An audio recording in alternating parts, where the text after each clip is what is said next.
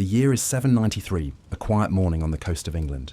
Monks gather for prayer at Lindisfarne monastery. The sea is calm. The sky is grey. Everything feels peaceful. Then they see it.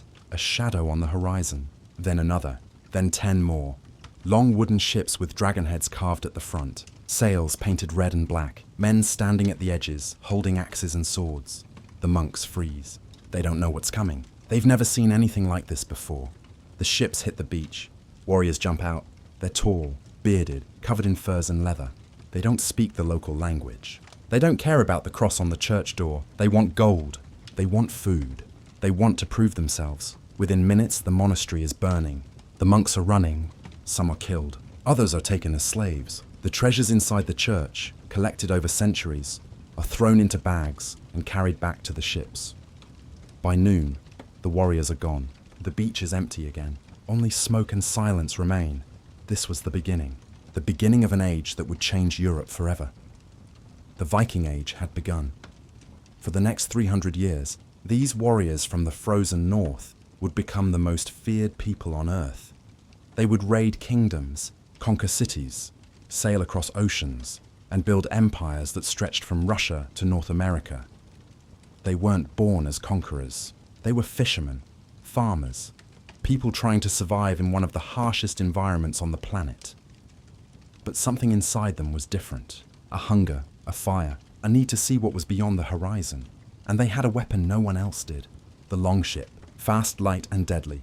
It could cross oceans and slide up rivers. It could land on any beach. It could disappear before anyone could fight back. With this ship, they became unstoppable. But here's the question that haunts history.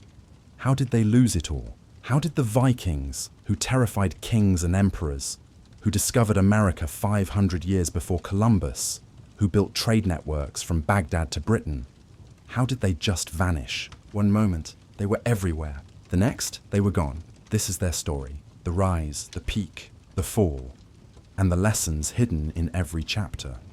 But before we dive into the past, let's imagine something. What if the Vikings still existed today? Picture this.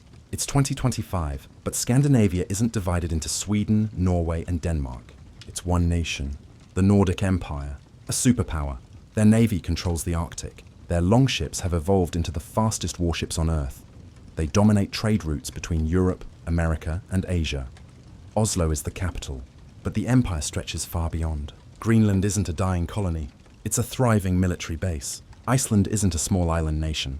It's a cultural and technological hub. They never stopped exploring. So when other nations were fighting over land, the Vikings were claiming the oceans, claiming the frozen north, claiming resources no one else wanted until it was too late.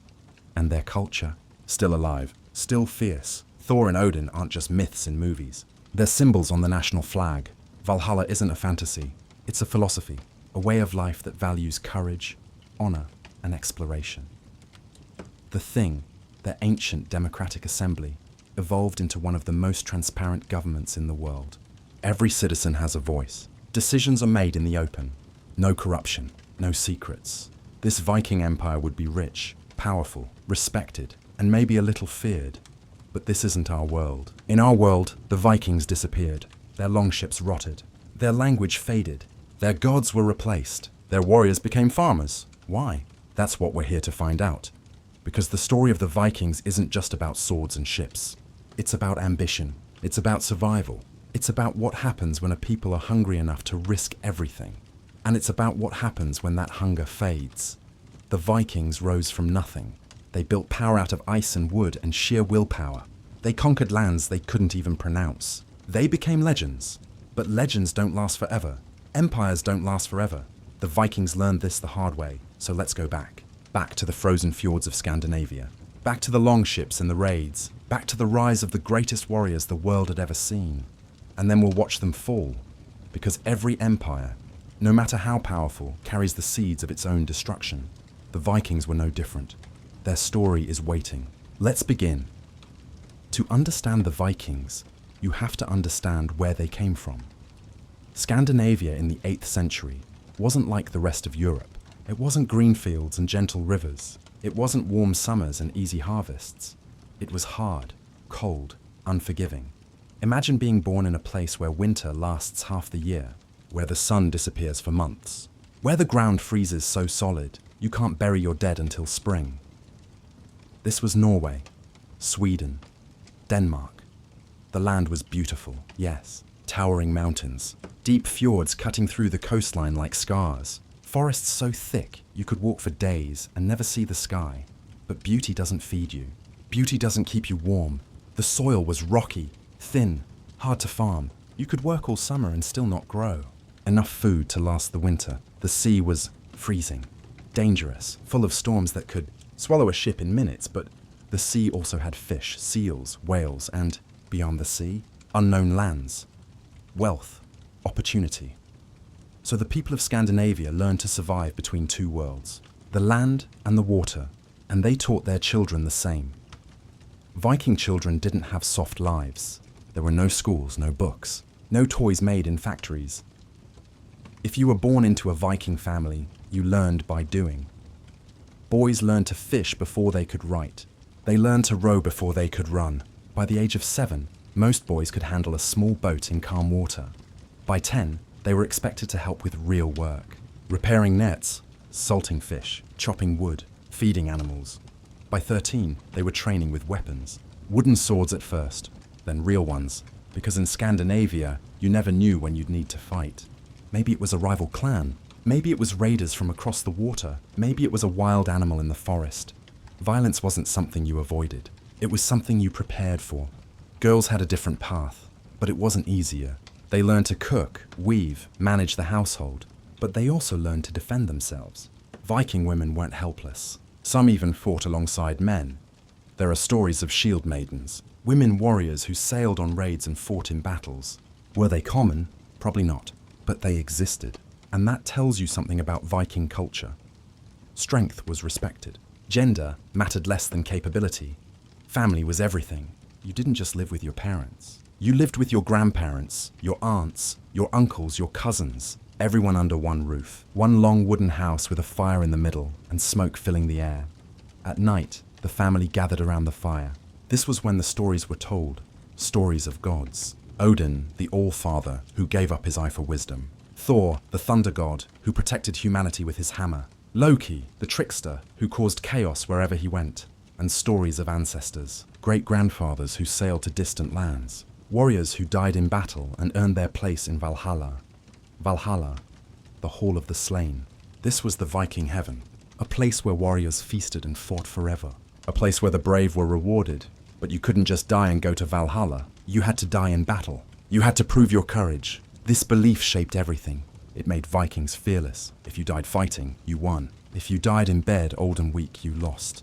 So from childhood, Vikings were taught one thing above all else: courage. Be brave. Take risks. Don't fear death. This was the mindset that would later terrify all of Europe. But in childhood, it was just survival. Because Scandinavia was overcrowded. Too many people. Not enough food. Not enough land. Families were large. A man might have 5, 6, 7 children. But the farm could only support so many. So what happened to the extra sons? The ones who wouldn't inherit land? They had 2 choices: stay and starve, or leave and find their own fortune. Most chose to leave. This was the seed of the Viking Age. Not cruelty, not evil, just hunger and ambition. Young men looked at the sea and wondered, what's out there? They heard rumors, stories from traders, distant lands with monasteries full of gold, kingdoms with no armies, rivers that led to cities paved with silver, and they had the tools to reach those places. The longship, passed down through generations, perfected over centuries. The longship was more than a boat. It was freedom. It was power. It was the key to everything. Light enough to carry over land, strong enough to cross the North Sea, shallow enough to sail up rivers, fast enough to outrun any enemy. With a longship, a group of young men could leave their village and return as legends. So they did. They formed crews. 20 men, 30, 50, brothers, cousins, friends, all hungry, all brave, all willing to risk everything for a chance at glory. And their parents let them go. Because what else could they do? There wasn't enough food, wasn't enough land, wasn't enough future. So they blessed their sons, gave them weapons, gave them supplies, and watched them sail away. Some never came back, lost to storms, lost to battles, lost to the unknown. but some returned with silver, with slaves, with stories that made the whole village gather and listen, and those stories inspired more young men to leave. And more, and more. This was how it started, not with kings or armies, but with children raised in the cold, children who learned that the world beyond the horizon was the only place they could build a future. The north was their classroom, hardship was their teacher, and the sea was their destiny. The first Vikings who left Scandinavia weren't conquerors. They were desperate. Young men with nothing to lose, younger sons with no inheritance, farmers who couldn't feed their families, adventurers who wanted more than a life of fishing and freezing winters. They built their longships, gathered their crews, and sailed into the unknown. But the early raids weren't glorious. They were messy, dangerous. Often they failed. Imagine being on that first ship. You've never left your village before. You've heard stories, but you don't really know what's out there. The sea is vast. The waves are massive. Your boat is small. You sail for days, maybe weeks. You run out of food. You drink rainwater. Some men get sick. Some want to turn back. But you keep going, because going back means admitting defeat, and defeat means shame. Finally, you see land, a coastline you don't recognize. You don't know if people live there. You don't know if they're friendly or hostile. You beach your ship. You grab your axe. You move carefully through the trees. Then you see it. A small village. Maybe a church. Wooden buildings. Smoke rising from cooking fires. Do you attack? Do you trade? Do you wait and watch? The early Vikings tried everything. Some attempted peaceful trade. But many villages didn't trust strangers with weapons. They chased them away. Or worse, they ambushed them. So the Vikings learned. If you want something, you take it. Fast. Before anyone can organize a defense. This was the birth of the Viking raid. Hit hard. Hit fast. Take what you can carry. Leave before reinforcements arrive.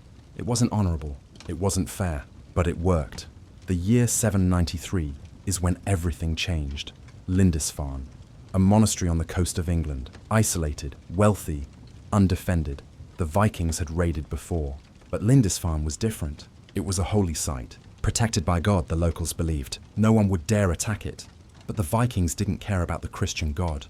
They had their own gods. And their gods rewarded bravery, not prayer, so they attacked. They killed monks who couldn't fight back. They stole golden crosses, silver plates, ancient manuscripts. They burned what they couldn't carry, and then they left, gone before anyone could respond.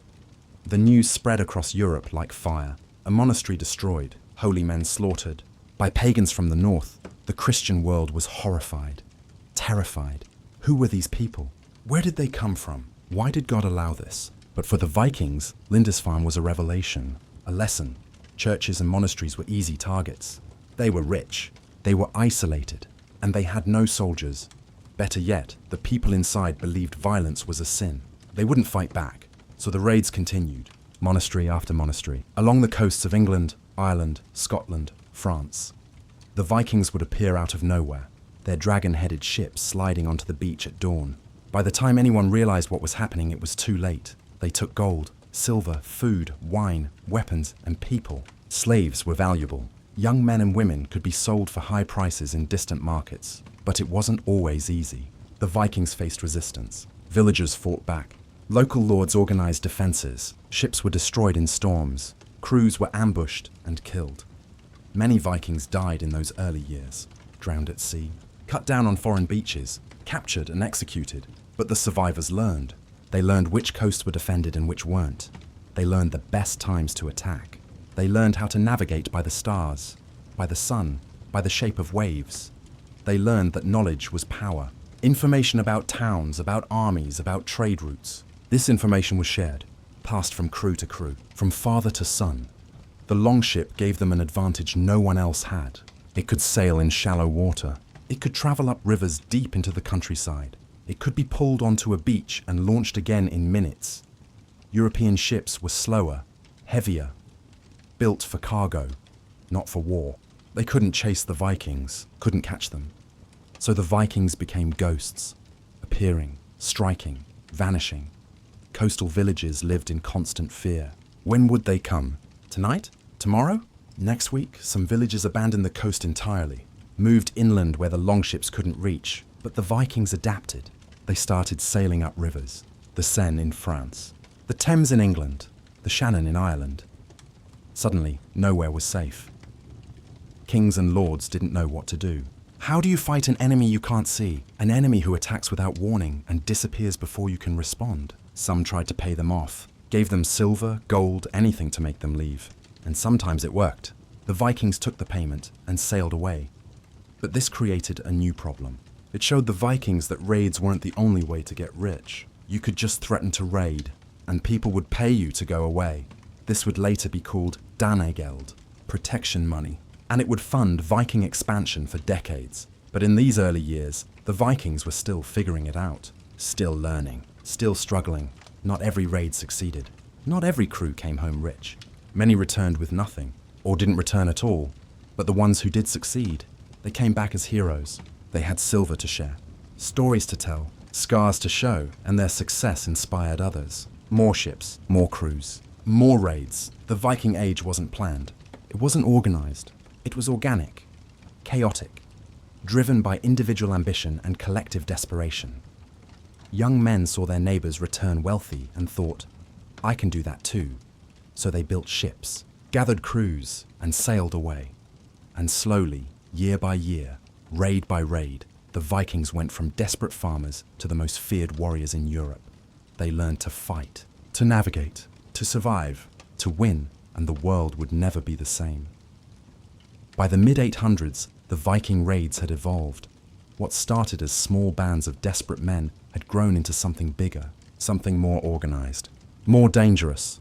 Individual jarls, local chieftains, began to see the potential. Why send out one ship when you could send 10? Why raid one village when you could conquer an entire region? The Vikings were learning that unity meant power. In Scandinavia, life was still divided by clans and families. Each jarl controlled his own territory, his own people.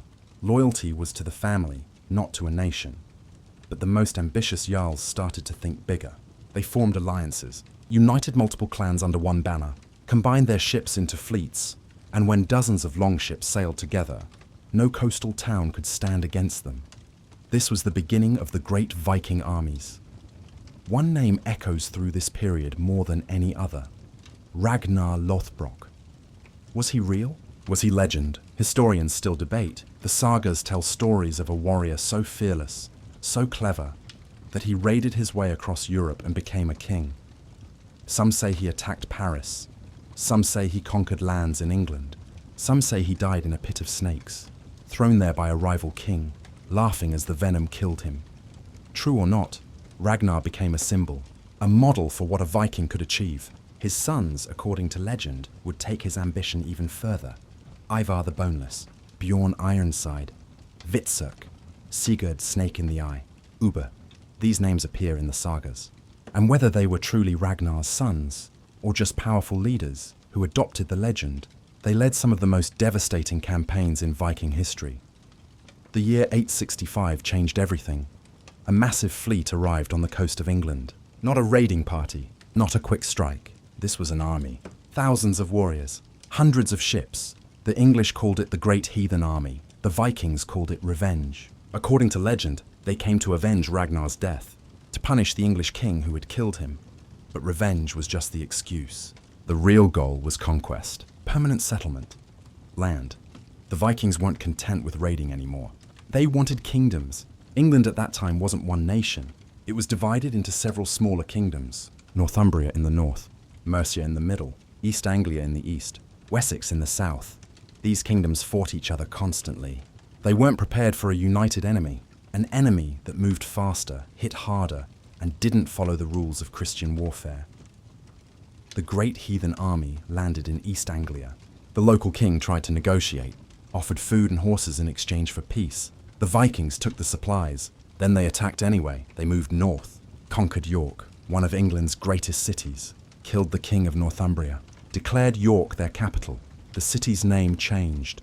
Jorvik, a Viking city in the heart of England. From there, they spread. East Anglia fell. The king, Edmund, refused to give up his Christian faith.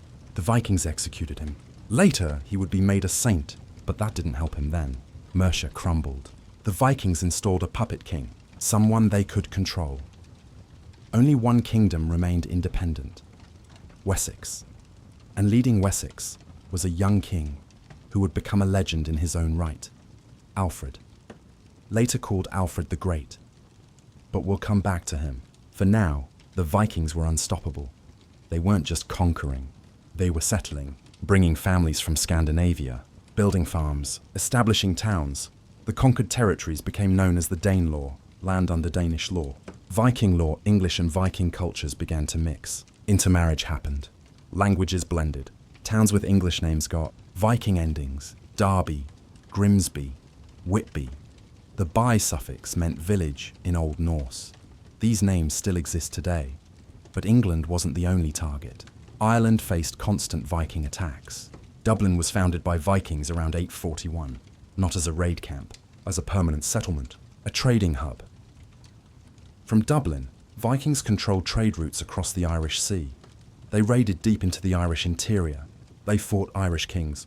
Sometimes they allied with them against rival Irish clans. Ireland became a complex web of Viking and Irish politics. Mixed marriages, shared power, constant warfare. Scotland wasn't spared either.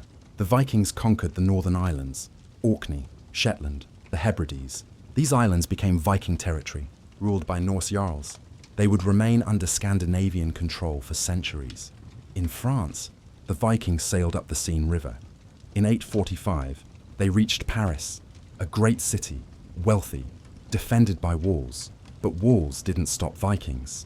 They laid siege, waited, attacked. The Frankish king, Charles the Bald, couldn't defeat them, so he paid them £7,000 of silver, an enormous fortune, just to make them leave. The Vikings took the money and sailed away. But they learned something important. You don't have to conquer a kingdom to get rich. You just have to threaten it. They came back in 885. This time, Paris was ready. The defense was led by Count Odo, a warrior who refused to surrender. The siege lasted months. The Vikings used every tactic they knew. Battering rams, towers, fire, but Paris held, barely. Odo became a hero. The Vikings eventually gave up and sailed away. But even in defeat, they gained something: reputation, fear, and information about France's wealth and weakness. By 911, the Frankish king made a deal. He gave a Viking leader named Rollo a piece of territory in northern France. In exchange, Rollo would convert to Christianity, protect France from other Vikings, and swear loyalty to the king. Rollo agreed. The territory became known as Normandy, land of the Northmen. Rollo's descendants would become French nobles. They would forget their Viking language, adopt French customs, build castles and cathedrals, but they kept the Viking fighting spirit. A century and a half later, Rollo's descendant, William, would conquer England. But by then, he'd be called a Norman, not a Viking. The irony? Vikings conquered England twice, once as Vikings, once as Frenchmen. But in the 800s, all of this was still unfolding. The Vikings were everywhere. Scotland, Ireland, England, France, even Spain faced raids. They weren't just raiders anymore. They were settlers, traders, kings. The unified fleets, the great armies, the coordinated campaigns. These showed that Vikings could be more than scattered clans. They could work together, build something lasting, but unity was still fragile. Leaders competed, jarls betrayed each other, sons fought fathers for control. The Vikings had learned how to conquer, but could they learn how to rule? That would be the next challenge. The Vikings weren't just moving west, they were moving in every direction. While Danish Vikings terrorized England and France, Norwegian Vikings sailed west into the open Atlantic, and Swedish Vikings looked east, down rivers that led to kingdoms no European had ever seen. The Viking world was expanding, and with it, their influence spread across 3 continents. Let's start in the east. Swedish Vikings, known as the Russ, looked at the rivers of Eastern Europe and saw highways. The Volga, the Dnieper, the Don. These rivers connected the Baltic Sea to the Black Sea, to the Caspian Sea, to Byzantium, to the Islamic caliphates. They loaded their longships with furs, amber, honey, and slaves. Then they sailed south. The journey was brutal. They had to portage their ships over land in some places, carry them on their shoulders for miles, fight off hostile tribes, navigate unfamiliar waters. But the rewards were worth it. At the end of those rivers lay Constantinople, the greatest city in the world, capital of the Byzantine Empire, wealthy beyond imagination. The Byzantines called the Swedish Vikings Varangians. At first, they saw them as threats. barbarians who raided the outskirts of the empire. But the Byzantines were smart. They realized these northern warriors were valuable, fierce, loyal, fearless. So they hired them. The Varangian Guard was formed, an elite unit of Viking warriors who served as the personal bodyguards of the Byzantine emperor. It was one of the highest honors a Viking could achieve. These weren't raiders anymore. They were soldiers, protectors of an empire that had stood for 1,000 years. Vikings who joined the Varangian Guard became wealthy. They sent silver home to Scandinavia. They brought back Byzantine weapons, armor, art, and ideas. Some never returned. They married Byzantine women, settled in Constantinople, became part of the empire. But their presence changed both worlds. The Byzantines learned Viking tactics. The Vikings learned Byzantine culture, politics, and warfare. Meanwhile, other Swedish Vikings settled along the rivers. They built trading posts, fortified towns. These towns grew into cities: Kiev, Novgorod, Smolensk. The Vikings didn't just pass through. They stayed. They ruled. They mixed with the Slavic populations. Over generations, they became Slavic themselves, but their influence remained. The word Russia comes from Rus, the Swedish Vikings who settled there. The early Russian state was founded by Vikings. The ruling class, the princes, traced their ancestry back to Scandinavian chieftains. This is one of history's great ironies. Russia, one of the largest and most powerful nations on earth, began with Swedish Vikings sailing down rivers in search of silver. Now let's go west. While the Swedes went east, the Norwegians looked at the Atlantic Ocean and wondered, what's out there? Most people thought the ocean was endless. Sail too far and you'd fall off the edge of the world, or be eaten by sea monsters. The Vikings didn't believe that. They believed in exploration, discovery, testing limits. So they sailed west, into storms, into fog, into the unknown, and they found land. First, the Faroe Islands, small, rocky, covered in sheep. Not much, but livable. Vikings settled there, built farms, raised families. Then they found Iceland. Around 874, a Norwegian chieftain named Ingolfur Arnason became the first permanent settler. He claimed land near what would become Reykjavik. Word spread. Iceland was empty, untouched. No kings, no wars. Just land waiting to be claimed. Vikings poured in. Families who wanted freedom. Jarls who wanted independence. Outlaws who wanted a fresh start. By 930, Iceland had about 60,000 people. They established the Althing, one of the world's oldest parliaments, a place where disputes were settled, laws were made, and every free man had a voice. Iceland became a Viking success story. No kings, no oppression, just a society built on law, debate, and honor. But some Vikings wanted more. They wanted to keep going, keep exploring. Around 982, a man named Eric the Red was exiled from Iceland. He'd killed someone in a feud. The punishment was banishment, so Eric sailed west. And he found a massive island, frozen, harsh, but with some green valleys along the coast where grass grew and animals could graze. He named it Greenland. A marketing trick. He wanted to attract settlers. Greenland sounded better than mostly frozen wasteland. It worked. Vikings came. They built settlements, raised sheep, hunted seals and walruses, traded ivory and furs back to Europe. Greenland wasn't easy. Winters were brutal. Resources were scarce. But the Vikings survived there for centuries, and from Greenland they went even further. Eric's son, Leif Erikson, heard rumors of land to the west. Around the year 1000, he sailed across the North Atlantic, and he found it. North America. The Vikings called it Vinland. Land of wine, or maybe land of meadows. The exact location is debated. Probably Newfoundland in modern Canada. Leif and his crew built a settlement, L'Anse aux Meadows. Archaeologists have found its ruins, proof that Vikings reached America 500 years before Columbus. But they didn't stay. The land was rich, but it was also dangerous. The native peoples, whom the Vikings called Skraelings, resisted, fought back. The Vikings were too few, too far from home, too isolated. After a few years, they abandoned Vinland, returned to Greenland, and the settlement was forgotten. But they had done it, crossed the Atlantic, reached a new world, changed history, even if no one realized it at the time. Back in Europe, the Vikings were still expanding. In France, Normandy was thriving. Rollo's descendants were becoming powerful French nobles. They built castles, married into royalty, stopped speaking Norse, started speaking French, but they remembered where they came from. They kept the Viking love of war, exploration, and ambition. In Spain, Vikings raided the coasts. even reached the Mediterranean, attacked Muslim territories in North Africa and Sicily. The Islamic world called them Magus, pagans, fire worshippers. They were confused by these blonde, blue-eyed warriors who appeared out of nowhere. Some Muslim rulers hired Vikings as mercenaries, just like the Byzantines did, because if you couldn't beat them, you might as well pay them to fight for you. Viking trade routes stretched from Baghdad to Britain, from Constantinople to Dublin. They were the middlemen of the medieval world, moving goods, silver, and slaves across continents. They weren't just warriors anymore. They were merchants, diplomats, settlers, explorers. They'd gone from isolated farmers in Scandinavia to a people who touched 3 continents, who influenced empires, who discovered new worlds, but expansion came with costs.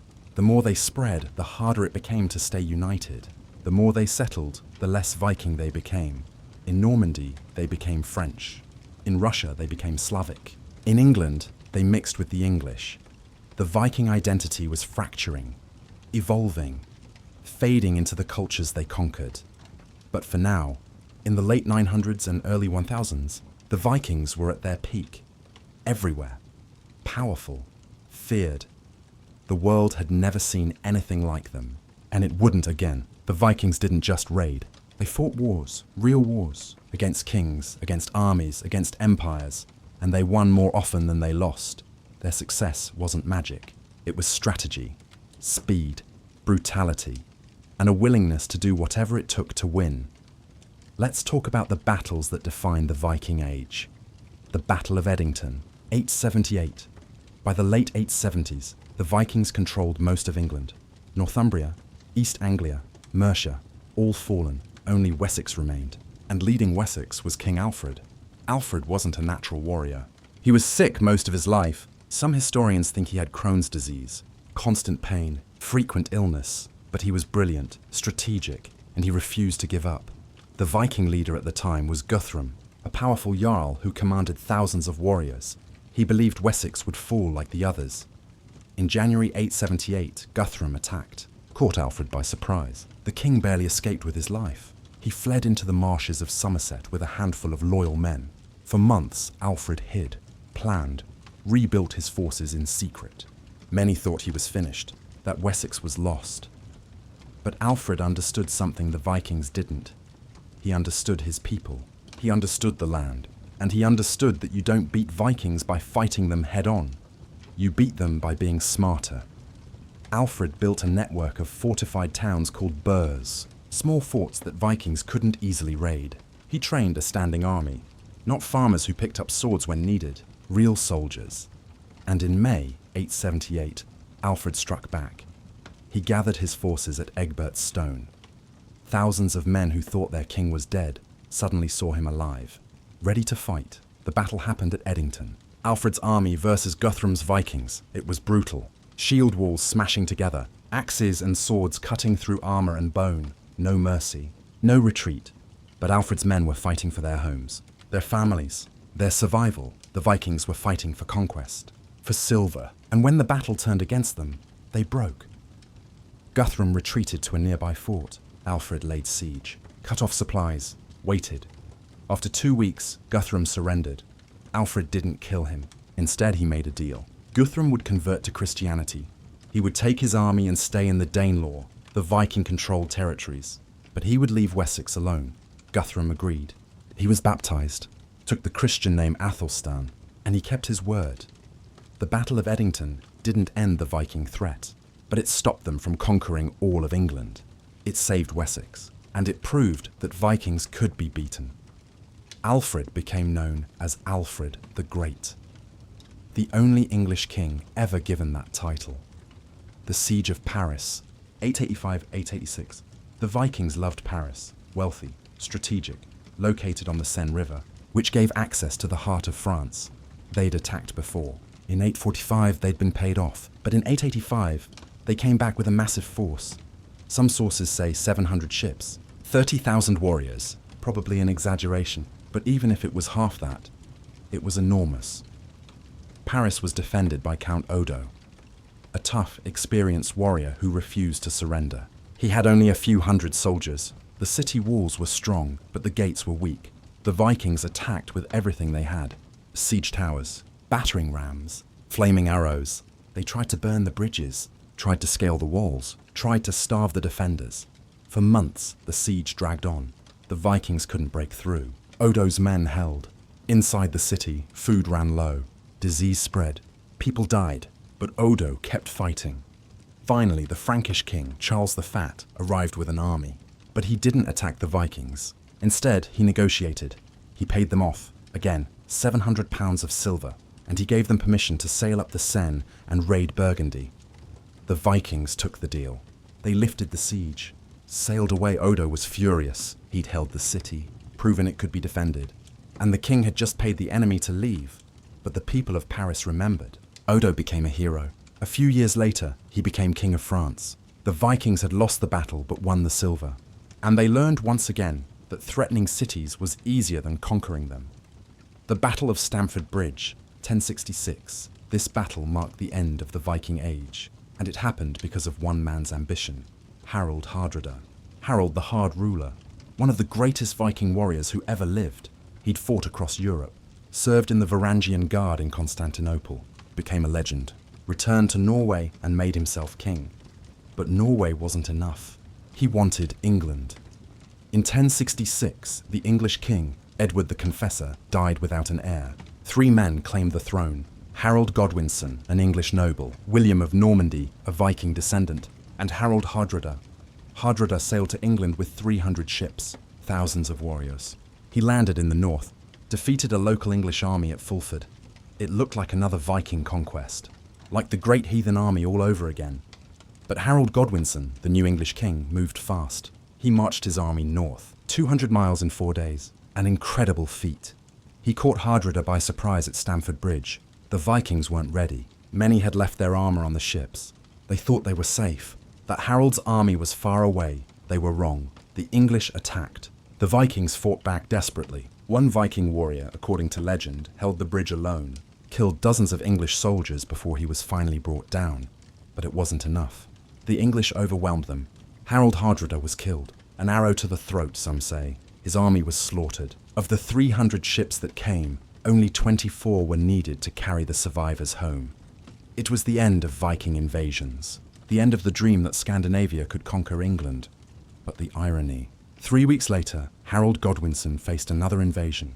William of Normandy, a descendant of Vikings. At the Battle of Hastings, Harold was killed. William conquered England, so in 1066, Vikings lost England. And Vikings won England, depending on how you looked at it. Why did the Vikings win so many battles? Speed. Their longships moved faster than armies could march. They appeared where no one expected. Surprise. They attacked at dawn, in winter, during festivals. When defenses were low, ferocity. They fought like men who weren't afraid to die. Because they believed death in battle was the greatest honor. Adaptability. They learned from every defeat. Changed tactics. Tried new strategies, the shield wall. A Viking formation, where warriors lock their shields together. Almost impossible to break if done right. Berserkers. Warriors who fought in a trance-like rage. Some say they used drugs. Others say it was psychological. Either way, they were terrifying, and psychology. The reputation alone made enemies panic. People heard Vikings are coming and fled, surrendered without fighting. But the Vikings weren't invincible. They lost battles, lost wars, lost leaders. Alfred the Great proved they could be beaten with strategy and preparation. The siege of Paris showed they couldn't always break through strong defenses. And Stamford Bridge, that was the final lesson. The world had changed. Kingdoms were stronger, armies were organized, castles were everywhere. The age of Viking conquest was over, but the victories they'd won, the territories they'd claimed, the fear they'd spread, these things would echo through history forever. The Vikings are remembered as warriors, raiders, destroyers, but they were also builders. They created legal systems, trade networks, cities, governments, art, culture, because you can't rule territories with just violence. You need order, structure, laws that people will follow. The Vikings understood this, and they built systems that would outlast their empires. The thing, Viking democracy, long before modern democracy, the Vikings had the thing. It was an assembly, a gathering where free men came together to make decisions, settle disputes, and create laws. Every Viking community had one. Small villages had local things, regions had larger assemblies, and some territories had national things that made decisions for entire kingdoms. The most famous was the Althing in Iceland. Established in 930, it's one of the oldest parliaments in the world. Still exists today. Here's how it worked. Once a year, free men travelled to Thingvellir, a rocky plain in Iceland. They set up camps, brought their families, and for 2 weeks they debated. Any free man could speak, propose a law, challenge a decision, argue a case. There were no kings in early Iceland, no single ruler, just the thing and the law. Disputes were settled by bringing both sides before the assembly. Witnesses testified. Evidence was presented. The community decided who was right. If you killed someone, you couldn't just be executed. The victim's family could demand compensation, blood money, called weregild in some places. The thing decided how much, based on the victim's status, the circumstances. Whether it was murder or an accident, this wasn't mercy. It was practicality. Endless blood feuds destroyed communities. Compensation ended the cycle, but if you refused to pay, then you became an outlaw. Outside the law's protection, anyone could kill you without punishment. This system worked. It kept order without needing a massive government, without prisons, without police. It was based on reputation and honor. If you broke the law, you lost your reputation. And in Viking society, reputation was everything. Women could even attend some things. Rare for medieval times. They couldn't vote, but they could testify, bring cases, demand justice. This was radical. In most of Europe, women had no legal voice. They were property, but Viking women owned property, could divorce, could inherit, not equal to men, but closer than almost anywhere else in the medieval world. Trade routes, connecting 3 continents. The Vikings weren't just taking wealth. They were moving it, trading it, creating networks that connected Europe, Asia, and the Middle East. From Scandinavia, they traded furs, walrus ivory, amber, timber. These were valuable in southern markets. From the east, they brought silk, spices, silver, weapons, things Europeans couldn't get anywhere else, and they traded slaves, captured in raids, sold in markets from Dublin to Constantinople. This was one of the darkest parts of Viking culture. Slavery was common, accepted, profitable. Slaves, called thralls, had no rights. They worked the hardest jobs, lived in the worst conditions, could be bought, sold, or killed. But Vikings also enslaved other Vikings. Debt slavery existed. If you couldn't pay what you owed, you became a thrall until the debt was cleared. It was brutal. But it was the reality of the medieval world. Viking trade routes ran everywhere. The Volga route connected Scandinavia to the Caspian Sea, to Persia, to the Islamic caliphates. Arab traders wrote about meeting tall, tattooed warriors from the north, selling furs and slaves, buying silver and silk. The Dnieper route led to Constantinople. Vikings sailed down Russian rivers, carried their ships overland when necessary, arrived at the greatest city in the world. In the west, Dublin became a major trade hub. Goods from Ireland, England, and Scandinavia passed through. Silver flowed in, ships flowed out. York, or Jorvik as the Vikings called it, was another major centre. Craftsmen made jewellery, weapons, pottery. Traders came from across Europe. Archaeological digs in York have found coins from as far away as Afghanistan, proof that Viking trade networks reached halfway around the world. Building cities and settlements, Vikings didn't just raid cities. They built them. Dublin, founded around 841 as a Viking fortress, grew into one of Ireland's most important cities, still thriving today. York, a Roman city that the Vikings conquered and transformed, became the capital of Viking England. Kiev, started as a Viking trading post, became the heart of a Slavic empire. Novgorod, another Viking foundation, grew into one of Russia's greatest medieval cities. Even in Scandinavia, cities grew. Birka in Sweden, Hedeby in Denmark, Kaupang in Norway. These were trading centres, places where merchants, craftsmen, and travellers gathered. Vikings weren't primitive. They were skilled builders. Their longhouses were engineering marvels, built to withstand harsh winters, large enough to house extended families and animals. Their ships, works of art, flexible hulls that could bend with the waves, shallow drafts that could navigate rivers, beautiful carvings, functional perfection. Their metalwork was incredible. Swords with pattern-welded blades, jewellery with intricate designs, brooches, rings, armbands. Not just functional, beautiful. They carved runestones, massive stones with inscriptions. Some honoured the dead. Some bragged about accomplishments. Some told stories. Hundreds of these stones still stand across Scandinavia, silent witnesses to a lost world. Social structure. Order in a warrior society. Viking society had three main classes. Jarls, the nobles, wealthy landowners, military leaders. They commanded armies, made decisions, lived in the largest halls. Carls, freemen, farmers, craftsmen, traders. Most Vikings were carls. They owned land, had rights, could speak at the thing. Thralls, slaves, no rights, no freedom, at the bottom of society. But there was movement. A carl could become a jarl through success in raids or trade. A thrall could be freed, though it was rare. Family was the core unit. Loyalty to family came before everything. Before king, before country, before religion. If someone wronged your family, you had to respond. Honor demanded it. This led to blood feuds that could last generations. But it also created tight-knit communities. Everyone looked after their own. Law and justice. Viking law was practical, not based on abstract morality, based on what worked. Murder, pay compensation or become an outlaw. Theft, return what you stole plus extra, or face punishment, insult someone's honor, fight a duel, or pay compensation. Trial by combat was common. If you couldn't prove your case, you fought. The winner was right. The gods had decided. Harsh. Yes, but it was clear. Everyone knew the rules, and it worked. Viking societies were orderly, functional, despite having no police, no bureaucracy, no massive government. The thing handled everything, and reputation enforced the law. If you broke the rules, people knew. And in a small community, reputation was survival. The Vikings built systems that lasted centuries. The thing evolved into modern parliaments. Viking law influenced English common law. Cities they founded still exist. They weren't just destroyers. They were creators, organizers, builders of a civilization that mixed violence with order, chaos with law. This is why they succeeded.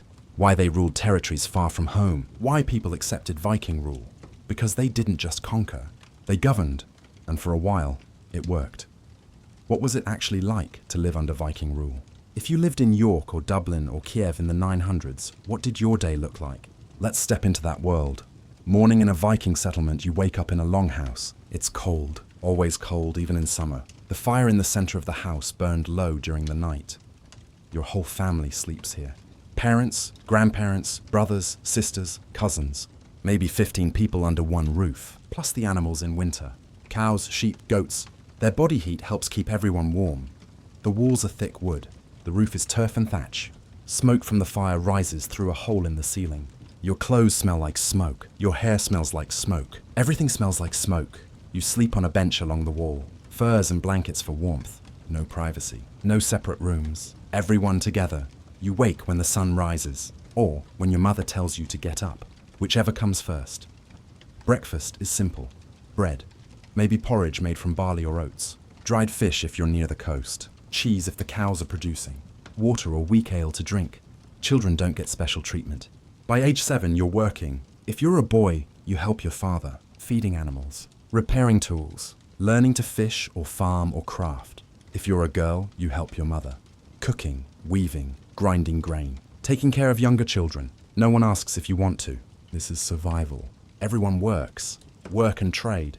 Most people under Viking rule were farmers. Even in cities like York, people grew food on small plots. Kept chickens, raised pigs. The land wasn't rich. You couldn't grow wheat easily. So you grew barley, oats, rye, hardy crops that could survive short summers and long winters. You planted in spring, prayed to whatever gods you believed in, worked all summer, harvested in fall, and hoped it was enough to last the winter. If it wasn't, people starved.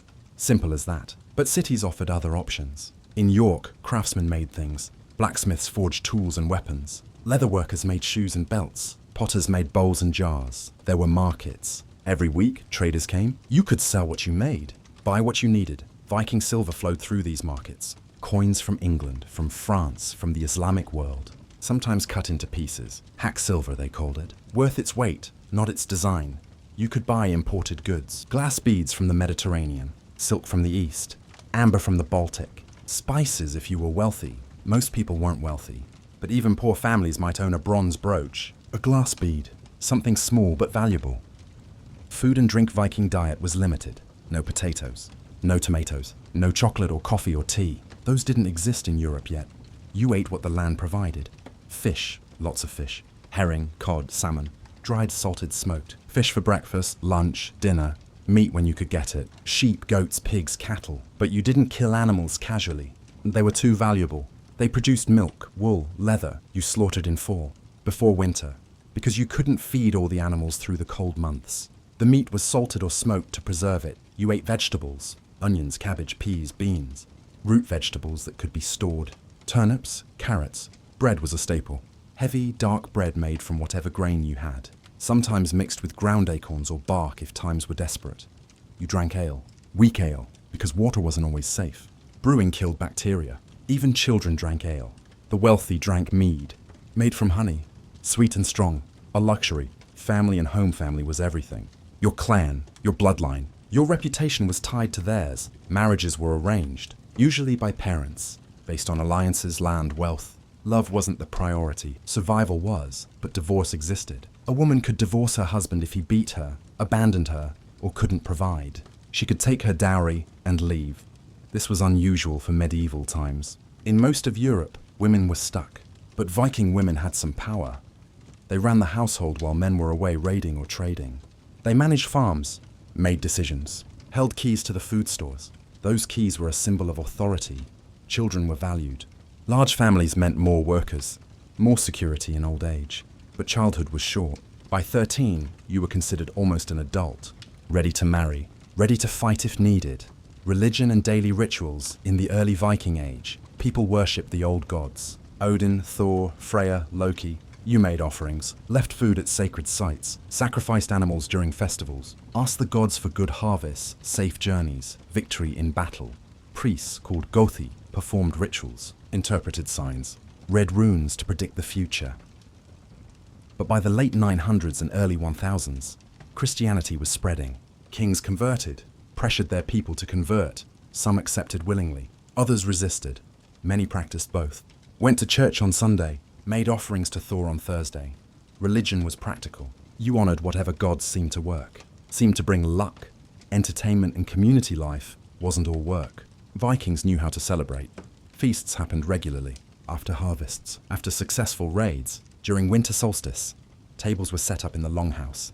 Everyone gathered. Meat was roasted. Ale flowed. Stories were told. Skalds, Viking poets recited sagas. Epic tales of heroes and gods, battles and journeys. These stories preserved history and culture. Music played. Simple instruments. Flutes, drums, lyres. People sang, danced, laughed. Children played games. Dice games. Board games. One called Hannefatafel, a strategy game like chess adults gambled. Bet on fights, on dice rolls, on horse races. And there was violence. Duels over honor. Brawls after too much ale. This was normal. Expected. Living under Viking rule as a non-Viking if you were English or Irish or Slavic. Living under Viking rule was complicated. At first, terrifying. Raiders became rulers, but they needed the local population. Couldn't farm the land themselves. Couldn't run everything, so they made deals. Taxed you, protected you from other raiders. Let you keep your land if you accepted their authority. Over time, cultures mixed. Intermarriage happened. Languages blended. English picked up Norse words. Norse settlers learned English. In the Danelaw, English and Danish lived side by side, fought sometimes, traded often, eventually became one people. Daily life under Viking rule wasn't that different from life under English or Irish rule. You worked, you survived, you obeyed whoever had the power. The Vikings weren't monsters. They were people. Conquerors, yes, but also farmers, traders, parents, and life went on. The Viking Golden Age happened in the late 900s and early thousands. This was when everything came together. Power, wealth, influence, achievement. The Vikings had gone from scattered raiders to rulers of kingdoms, from pagans on the edge of Europe to major players in international politics. This was their peak, their moment of glory. Before the decline began, Knut the Great, the North Sea Empire.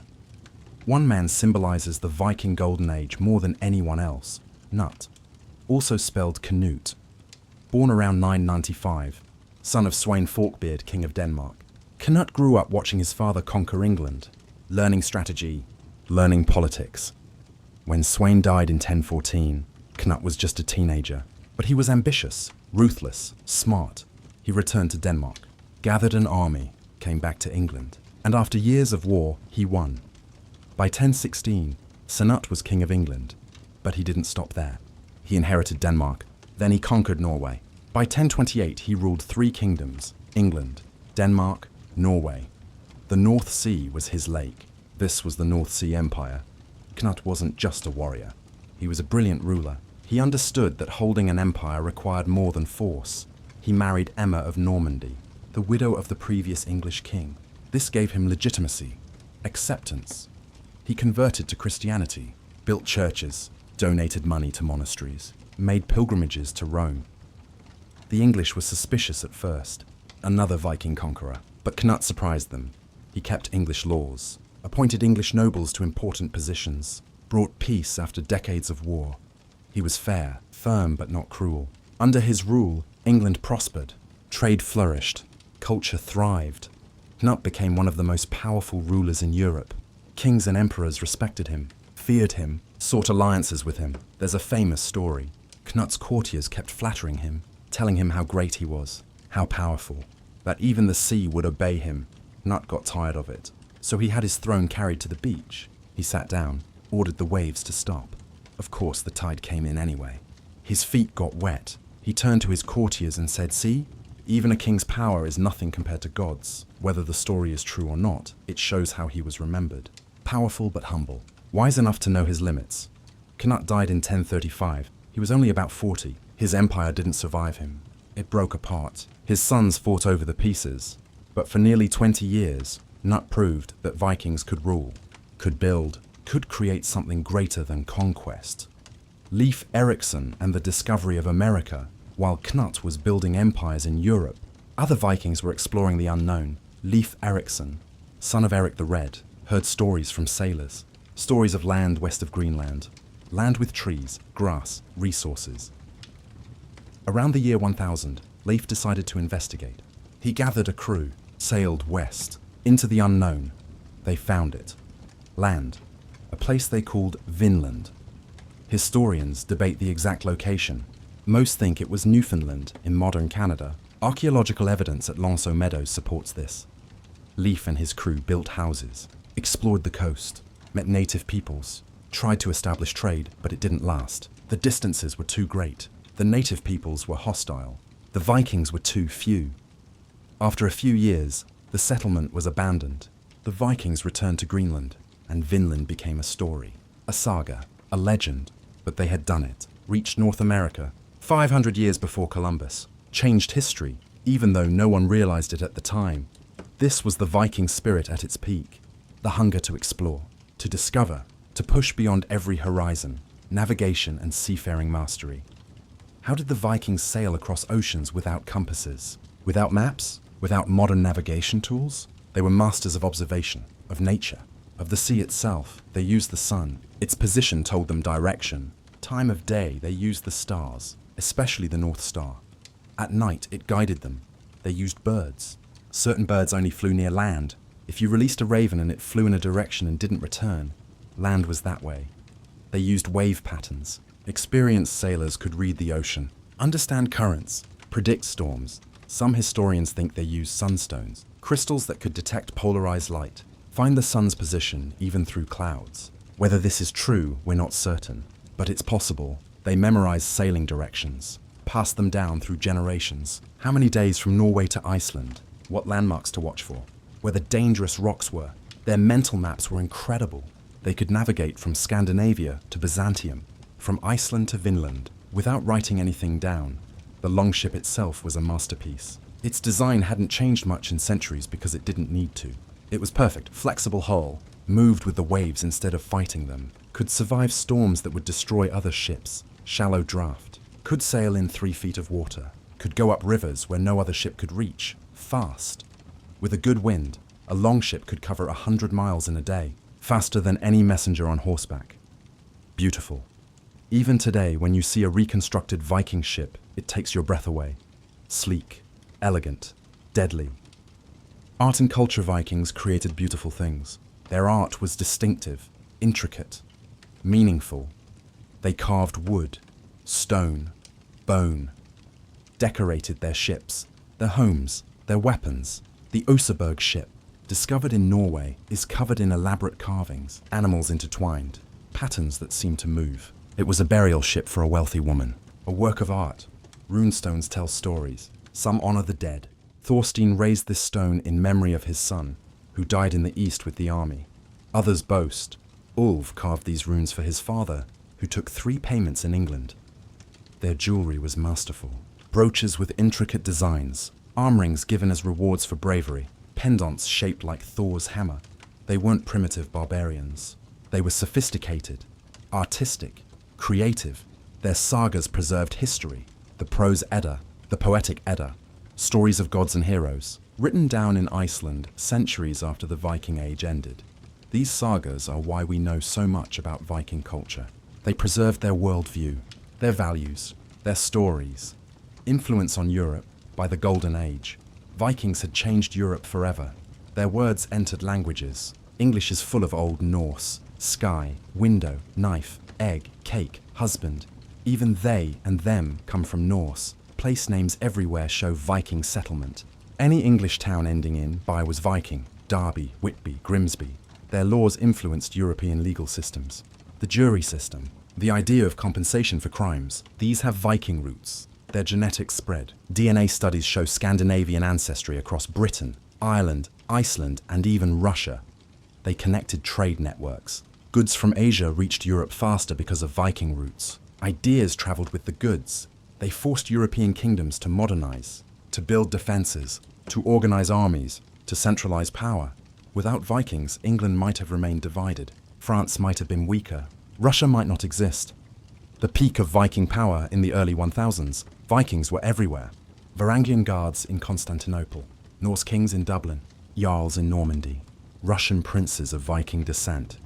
They'd explored 3 continents, built cities, established kingdoms, created art and literature. They'd gone from isolated farmers to international powers. This was their golden age, their moment, when everything seemed possible. But golden ages don't last. Cracks were already forming, weaknesses appearing, forces building that would bring it all down. The Vikings had reached their peak. And from peaks, there's only one direction to go. Down empires rise and fall on the quality of their leaders. The Vikings had some brilliant rulers, men who understood that power wasn't just about conquest. It was about vision, strategy, knowing when to fight and when to negotiate. These leaders built kingdoms, unified people, made choices that strengthened Viking power for generations. Let's look at the ones who got it right. Harald Fairhair, the unifier of Norway. Before Harald, Norway didn't exist. Not as a nation, just a collection of valleys and fjords, each ruled by its own jarl, each fighting the others. Harald Bluetooth wanted to change that. Born around 850, he had a vision. One Norway. Under one king, him, it wasn't easy. The jarls liked their independence, didn't want some upstart telling them what to do, but Harald was smart. He built alliances, married strategically, gathered loyal warriors, and he fought. Battle after battle, slowly bringing the jarls under his control. The decisive moment came around 872, the Battle of Hafrsfjord. Harald's fleet versus the combined forces of the resisting jarls. Harald won, decisively. The jarls who survived bent the knee. The ones who refused fled. Many went to Iceland, started the settlement there. Harald became Norway's first king. He ruled for decades, established a dynasty. His descendants would rule Norway for generations. But his greatest achievement wasn't military. It was vision. He saw what Norway could be. And he made it happen. He wasn't perfect. His sons fought each other after his death. The unity he built was fragile, but he proved that Vikings could be more than raiders. They could be nation builders. Snut the Great, the administrator we talked about Nut in the Golden Age section. But he deserves more attention here, because Knut wasn't just powerful, he was wise. When he conquered England, he could have ruled through terror. Many conquerors did. Purge the old nobility. Replace them with your own people. Take everything. Knut did the opposite. He was ruthless at first, yes. Eliminated threats. Made examples of those who opposed him. But once secure, he built bridges. Kept English laws. Respected English traditions. Married into the English royal family. He understood something important. You can conquer with the sword, but you rule with legitimacy. He balanced his 3 kingdoms carefully. appointed regents when he couldn't be somewhere, trusted competent people regardless of their origin. He was a Christian king who came from pagan roots. He donated to churches, made pilgrimages, but he didn't force his religion on everyone violently. He understood trade. Under his rule, commerce flourished. York became one of Europe's great trading cities. Silver and goods flowed through his kingdoms. He understood diplomacy, made alliances with the Holy Roman Emperor, with the Pope, with other European powers. His empire didn't last because he died young, and because he hadn't prepared proper succession. His sons were weak, fought each other. But while he lived, Nut showed what a Viking empire could be: stable, prosperous, respected. Rollo of Normandy, the adapter. Rollo was a Viking raider, led attacks on France, terrified the Seine River Valley. But in 911, the Frankish king made him an offer. Stop raiding, defend this territory against other Vikings, convert to Christianity, and you can keep the land. Become a duke. Rollo could have refused, kept raiding, stayed true to the old ways. Instead, he accepted, bent the knee, was baptized, became the first Duke of Normandy. Some Vikings saw this as betrayal, selling out, abandoning Viking culture. But Rollo saw opportunity. He'd gone from raider to legitimate ruler. His children would be nobles, his descendants would be kings, and he was right. His great-great-great-grandson William would conquer England in 1066. Rollo adapted, learned French, built castles, established laws, created institutions that would last centuries. He understood that the world was changing, that permanent power required legitimacy, required adaptation. The Vikings who clung to the old ways eventually disappeared. The ones who adapted, like Rollo, built lasting legacies. Olaf Tryggvason, the converter Olaf, became king of Norway in 995. He'd been a raider, fought across Europe, served in various armies, but he'd converted to Christianity. And when he took power, he had a mission: convert Norway. He was ruthless about it, gave people a choice. Convert or die, baptism or exile. He destroyed pagan temples, broke sacred groves, killed priests who resisted. This sounds brutal, and it was. But Olaf understood something. Norway needed to join Christian Europe. Staying pagan meant staying isolated, staying weak. Christianity brought access to trade networks, diplomatic relationships, recognition from other European powers. Olaf forced the change, made enemies, was eventually killed in battle in 1000. But he started something. His successor, another Olaf, Olaf II, continued the work. By 1030, Norway was mostly Christian. This wasn't just religious. It was strategic. It brought Norway into the European system, made them legitimate players. Was it the right choice? Historians debate. It destroyed much of the old culture, the old religions, the old ways, but it also ensured Norway's survival. Integration instead of isolation. Eric the Red, the colonizer. Eric was a troublemaker, got into feuds, killed people, was exiled from Iceland.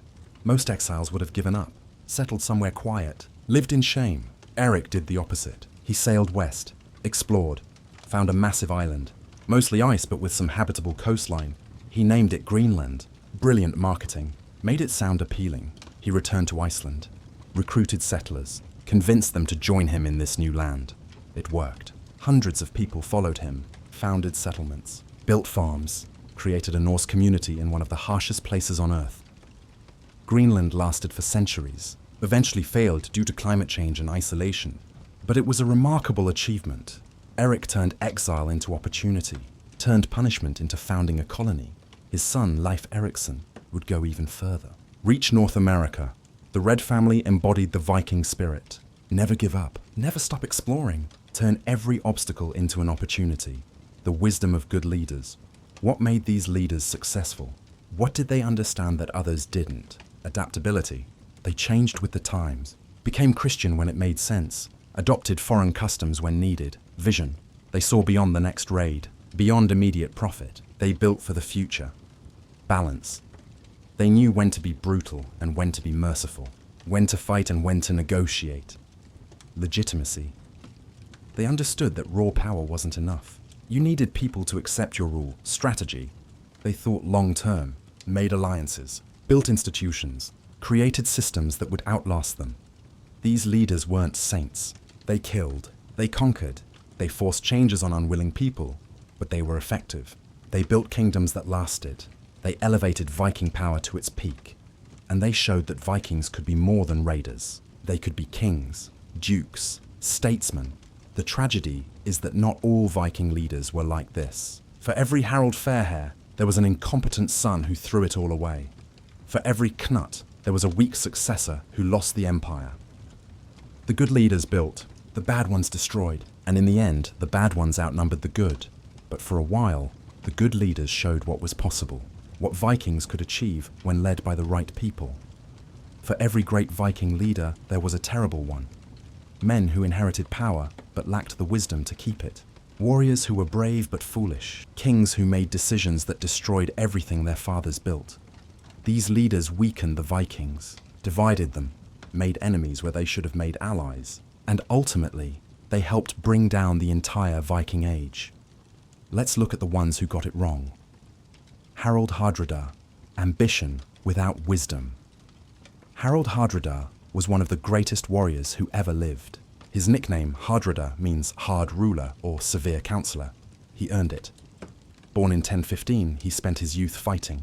He served in the Varangian Guard in Constantinople, fought in the Mediterranean, in the Middle East, across Europe. He became a legend, tall, strong, fearless, a Viking warrior from the sagas made real. In 1046, he returned to Norway, fought his way to the throne, became king. He ruled Norway for 20 years, but he was never satisfied. He wanted more, always more. He tried to conquer Denmark, failed, tried again, failed again. Then he heard about England. King Edward had died.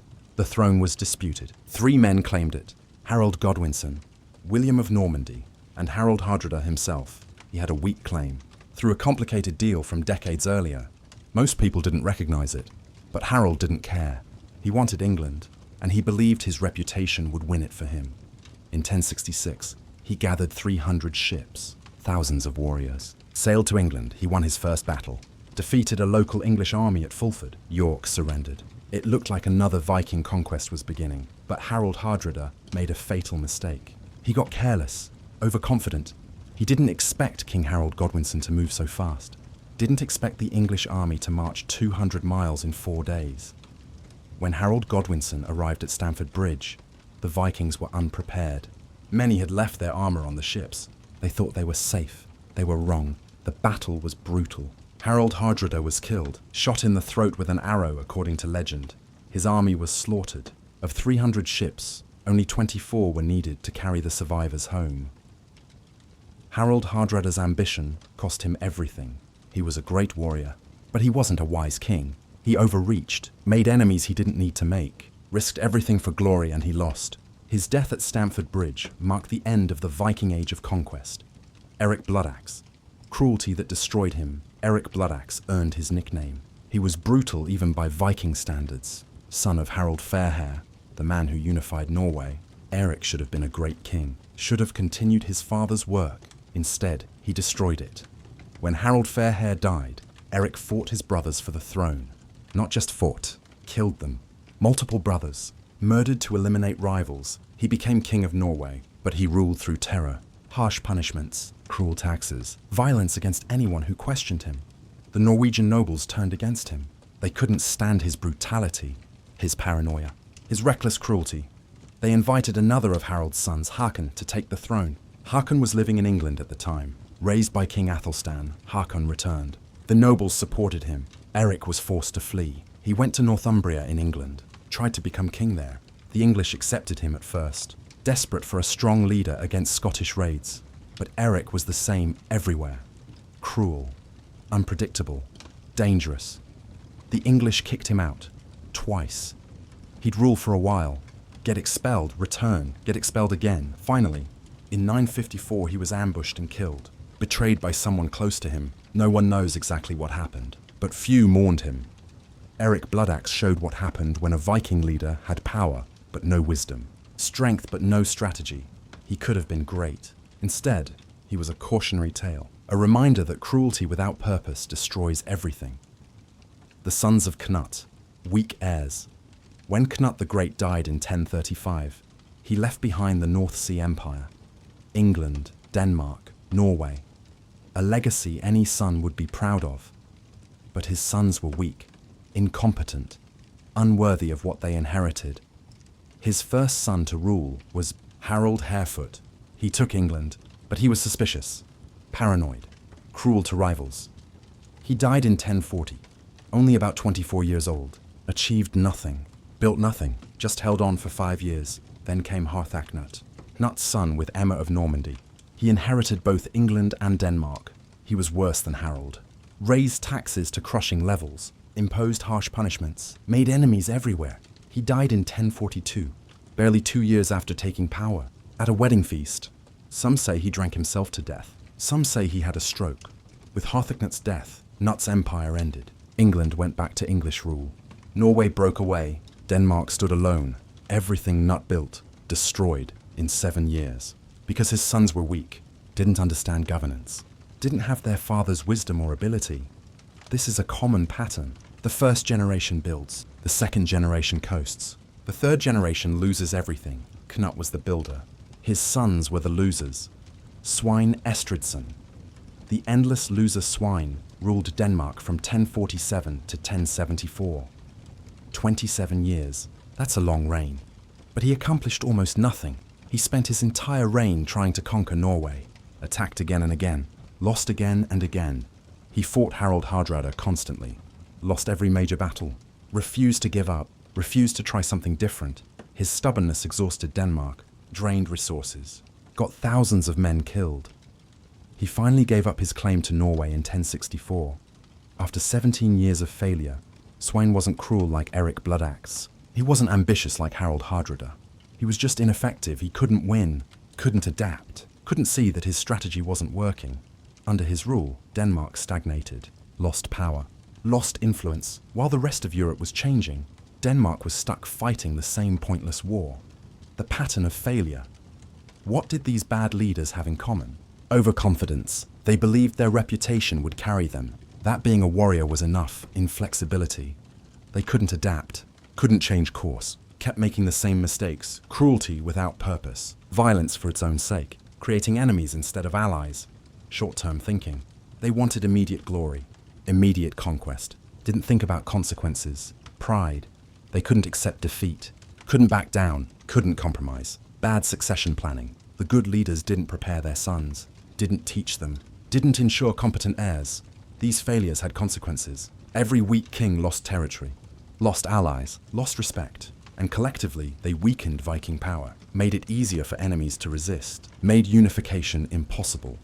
If the Vikings had been led by a continuous line of capable leaders, the Viking Age might have lasted longer, might have created permanent empires, but they weren't. Leadership was inconsistent, dependent on individual quality, and too often the quality wasn't there. The good leaders showed what was possible.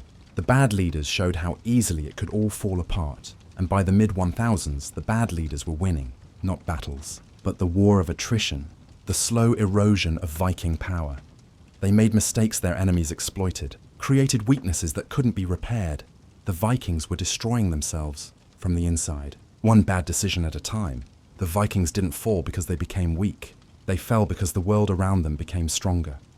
The kingdoms they terrorized learned, adapted, built defenses, organized armies, stopped being easy targets, and new powers rose.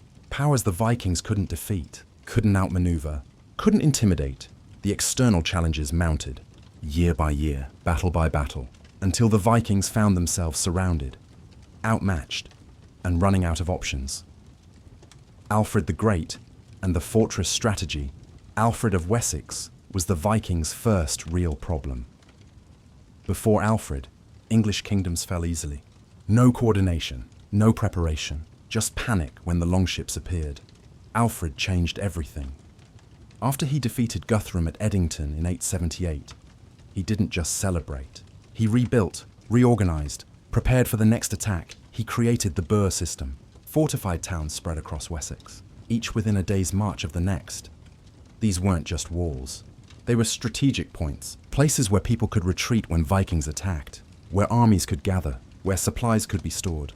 The Vikings relied on speed, hitting before defenses could organize, but Burrs took that advantage away. Now when Vikings raided, they found walls, organized resistance, armies that could respond quickly. Alfred also reformed his military, created a rotation system, half the army on duty, half at home farming. So there was always a force ready to fight. He built ships, tried to match Viking naval power. His ships were bigger, heavier, not as fast, but more powerful in direct combat. The Vikings couldn't just raid Wessex anymore. They had to fight, really fight, and fighting was harder than raiding. Alfred's son, Edward the Elder, and grandson Athelstan continued his work. They pushed back, conquered the Danelaw piece by piece.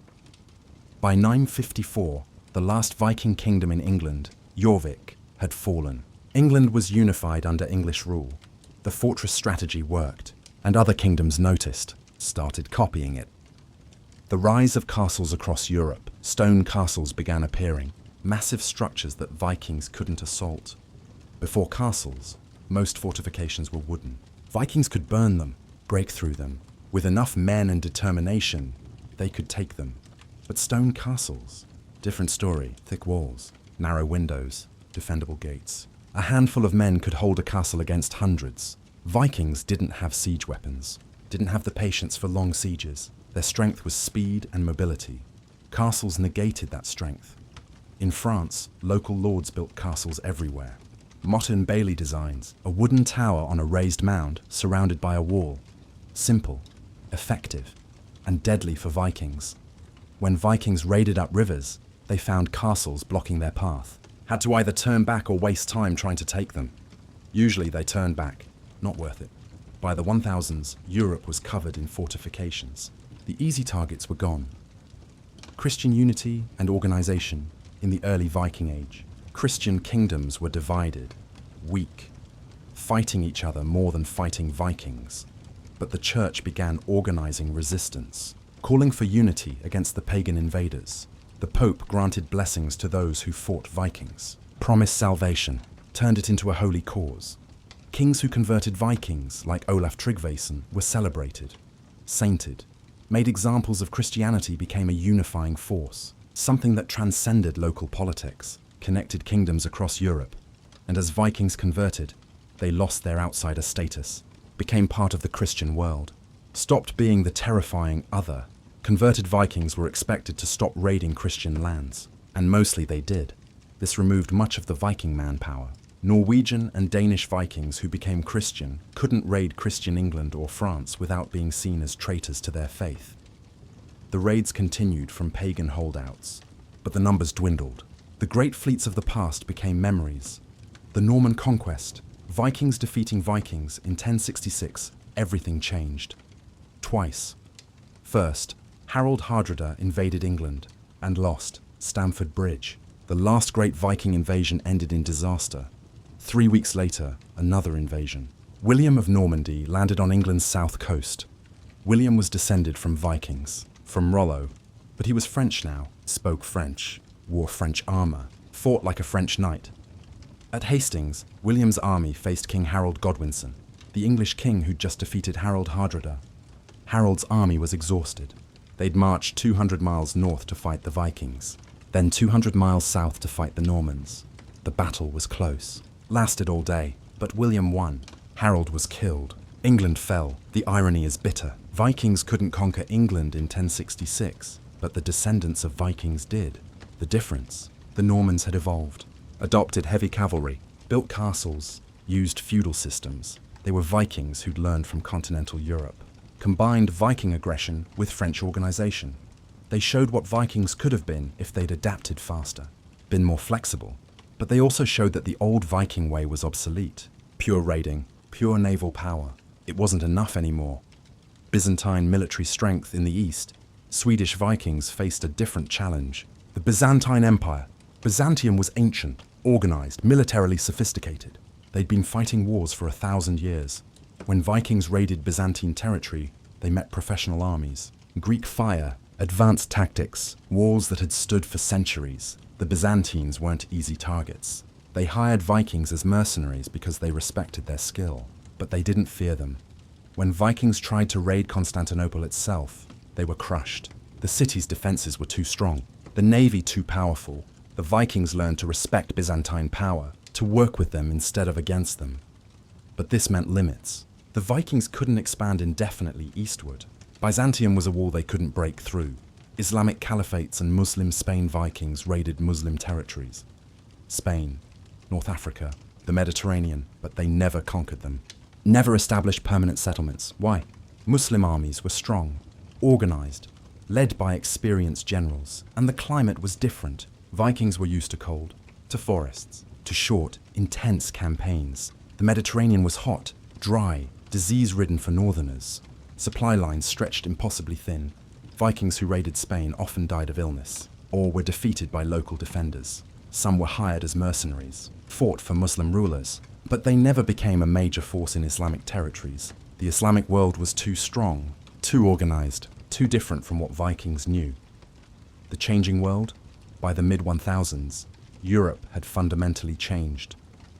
Kingdoms were stronger, more centralized, better organized. Kings commanded standing armies, built castles, collected taxes efficiently. Trade networks were more sophisticated. Vikings were no longer the only ones connecting distant markets. Christian unity made Viking raids harder. Attacking Christians as a Christian was seen as sinful. Military technology had evolved. Heavy cavalry, crossbows, better armor, siege weapons. Vikings hadn't kept up. They were still using the same tactics from 2 centuries earlier, still relying on speed and surprise. But speed didn't matter when every town had walls. Surprise didn't matter when armies were always ready. The Vikings were facing organized states with professional militaries, and they were still operating like raiders. The world had moved on, and the Vikings hadn't moved with it. The external pressure mounts. Every external challenge made Viking life harder. Raids became less profitable. Losses became more frequent. Young men still went raiding, but fewer came back rich. More came back wounded, or didn't come back at all. The glory days were over. The easy conquests finished. Now it was hard work for little gain, and this affected everything. Fewer resources meant weaker kingdoms. Less wealth meant less power. Less success meant fewer warriors willing to try. The external world was crushing the Vikings, slowly, steadily, inevitably, not through one great battle, but through 1,000 small defeats, 1,000 closed doors, 1,000 fortified towns that couldn't be raided. The Vikings were being squeezed, from every direction, by enemies who'd learned, who'd adapted, who'd grown stronger while the Vikings stayed the same. And the pressure was only going to get worse. While the outside world grew stronger, the Vikings were tearing themselves apart from within. The internal problems were worse than the external ones. Because you can fight an enemy, you can't fight your own nature. The Vikings never truly unified, never built lasting institutions, never created a shared identity that transcended clan and family, and this destroyed them. The curse of disunity. The Vikings never had a Viking nation. Not really. They had Danes, Norwegians, Swedes, and within each group, dozens of competing clans, each loyal only to themselves. When a strong king rose, like Harold Fairhair or Knut, they could force temporary unity. But it never lasted. The moment the strong king died, everything fractured again.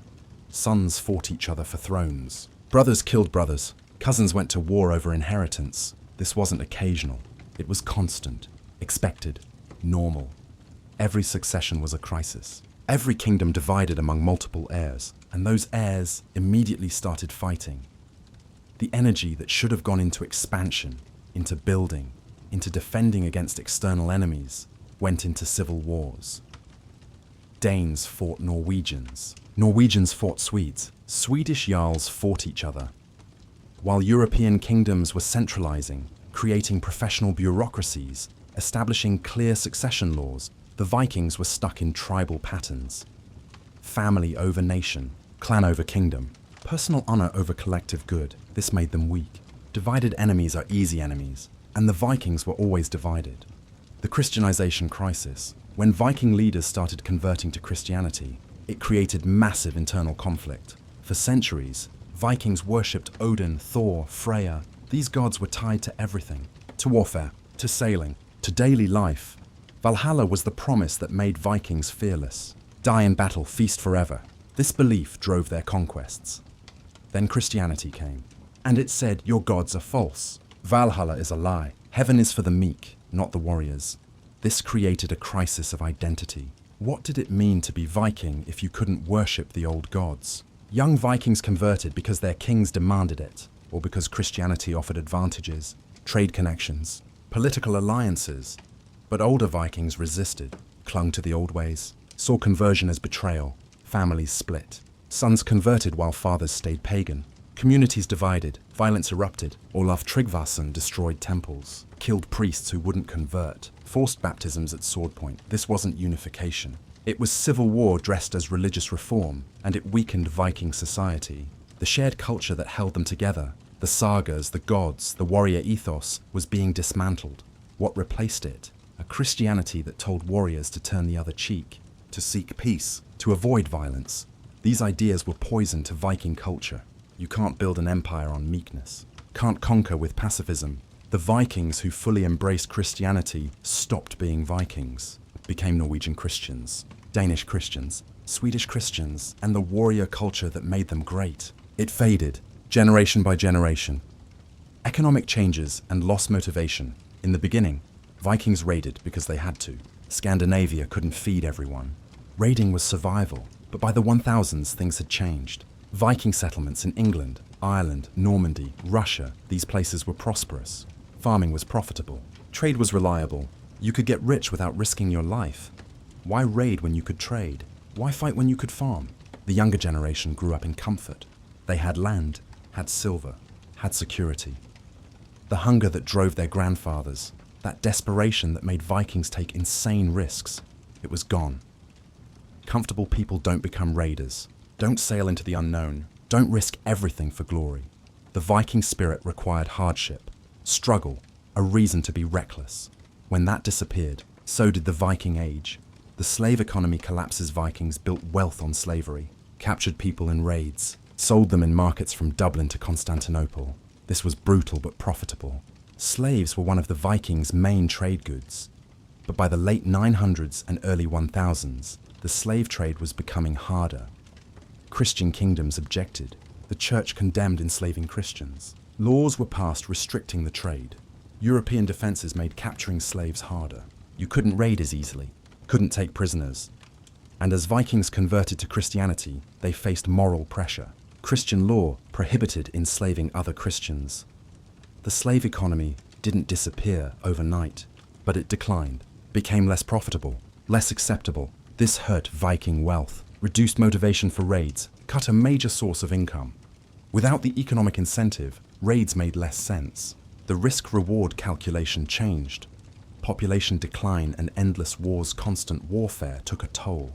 Thousands of young men died in battles, on raids. At sea, every generation lost warriors. And dead men don't have children. Viking populations stopped growing. In some areas declined. There just weren't enough people to maintain expansion. Meanwhile, European populations were increasing. More farmers, more soldiers, more resources. The Vikings were being outnumbered, slowly but inevitably, and the endless civil wars made it worse. When Danes fought Norwegians, both sides lost men, wasted resources, weakened themselves. They were killing their own strength, destroying themselves from within. The loss of the longship advantage. For centuries, the longship made Vikings unstoppable, faster than anything else, able to go anywhere. But by the thousands, other nations had caught up, built better ships, learned Viking techniques. The English built fleets, the Normans built fleets, even the Byzantines improved their navy. The longship was still good, but it wasn't unique anymore, wasn't magical, and Vikings had stopped innovating. The longship design hadn't changed in centuries. Why would it? It worked perfectly, but perfectly for the 800s wasn't perfect for the 1000s. Naval warfare had evolved. Heavy ships with more soldiers, with better armor, these were winning battles. Vikings stuck with speed and maneuverability. But when everyone else had speed too, what was the advantage? The technological edge was gone, and Vikings hadn't developed a replacement. Cultural assimilation. The biggest internal challenge was this. Vikings were disappearing, not dying, assimilating, becoming part of the cultures they'd conquered. In Normandy, they became French, spoke French, dressed French, thought French. Within 2 generations, they'd forgotten Norse entirely. In England's Danelaw, they mixed with English, intermarried, adopted English customs. Their children were half English. Their grandchildren barely knew they had Viking ancestors. In Russia, the Rus became Slavic, married Slavic women, adopted Slavic language and culture. The Viking element faded. Even in Scandinavia, things were changing. Christianity brought Latin education, European customs, continental ideas. Being Viking meant less and less. It was becoming a historical term, not a living identity. The Vikings were victims of their own success. They'd spread so far, integrated so deeply, that they'd diluted themselves out of existence. There was no Viking nation to preserve the culture, no central authority to maintain identity, just scattered communities slowly becoming something else. The internal rottle. These problems fed each other. Disunity made them weak. Weakness encouraged enemies. Enemies forced adaptation.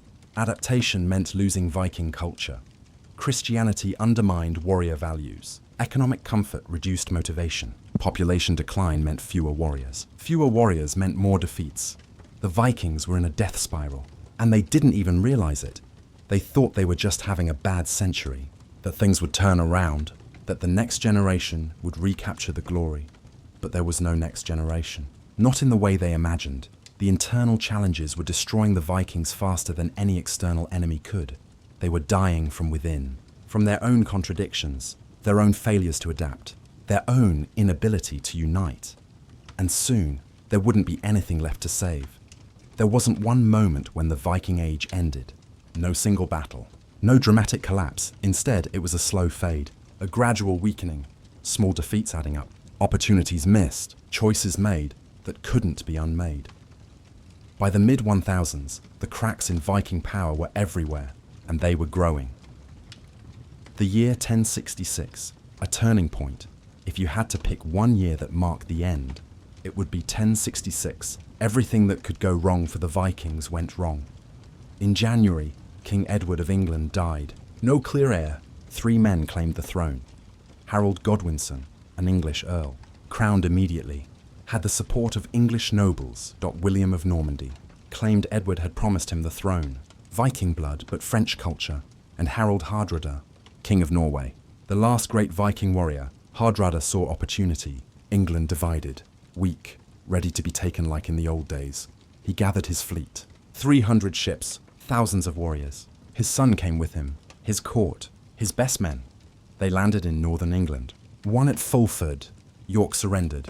It looked like the start of another Viking conquest, but Harold Godwinson moved fast, faster than anyone expected. His army marched north, 200 miles in 4 days.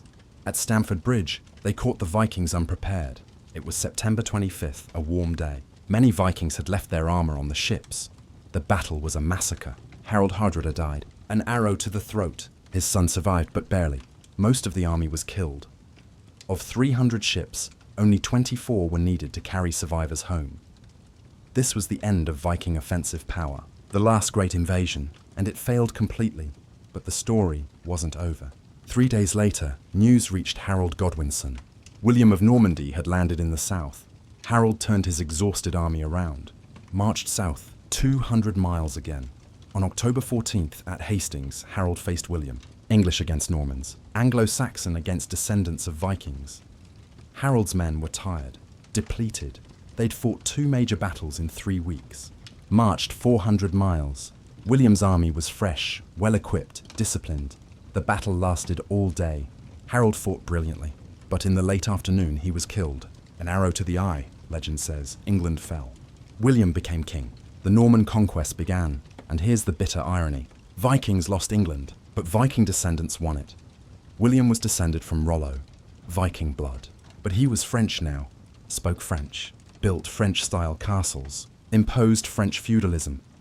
The old Viking way, the raids, the longships, the warrior culture, it had lost. Even when Vikings won, they won as something else. 66 proved that the Viking Age was over. The era of northern raiders conquering kingdoms had ended. The church consolidates power as Viking power declined. The church grew stronger. Popes influenced kings. Bishops controlled vast lands. Monasteries became centers of learning and wealth. And the church remembered the Viking raids, remembered the burned monasteries, the killed monks, the stolen treasures. They worked to ensure it never happened again. Christian kings were pressured to stop fighting each other and unite against common threats. Religious law bound kingdoms together. When Vikings converted, they came under church authority, had to follow church rules, couldn't raid Christian lands. The church also changed Viking culture from within, promoted peace, forgiveness, turning the other cheek. These were anti-Viking values, went against everything the warrior culture stood for. Young Vikings growing up Christian heard different stories, not about Valhalla and dying gloriously in battle, about heaven and living righteously in peace. The church didn't destroy the Vikings with armies. It destroyed them with ideas, slowly, patiently, completely. By the 1100s, Scandinavian kings were devout Christians, built cathedrals, funded monasteries, stopped raids entirely. The old gods were forgotten, the old ways abandoned. The sagas still existed, but as stories, history, not living culture. Scandinavia turns inward as external expansion became impossible. Scandinavia focused inward. Norway, Denmark, and Sweden stopped trying to conquer Europe, started developing their own territories. Kings built capitals, established courts, created bureaucracies, became European-style monarchs. This was necessary for survival, but it meant the end of Viking expansion. Resources went to internal development instead of external conquest, building churches instead of longships, training administrators instead of warriors. The kingdoms became stable, peaceful, boring. And the young men who would have been raiders, they became farmers, craftsmen, merchants, clerks. The adventurous spirit that drove Viking expansion had nowhere to go, was channeled into ordinary life. Some still travelled, joined the Varangian Guard, became merchants, explored. But they weren't conquerors anymore. They were individuals seeking fortune, not representatives of expanding empires. The collective Viking project was over, replaced by individual pursuits within established systems. The Greenland and Vinland failures, the Viking colonies in Greenland and Vinland showed the limits of expansion. Greenland was settled around 985. At first, it thrived. About 5,000 Norse settlers at its peak. They raised livestock, hunted walrus for ivory, traded with Europe. But they were always vulnerable, too far from support, too dependent on supply ships from Iceland and Norway.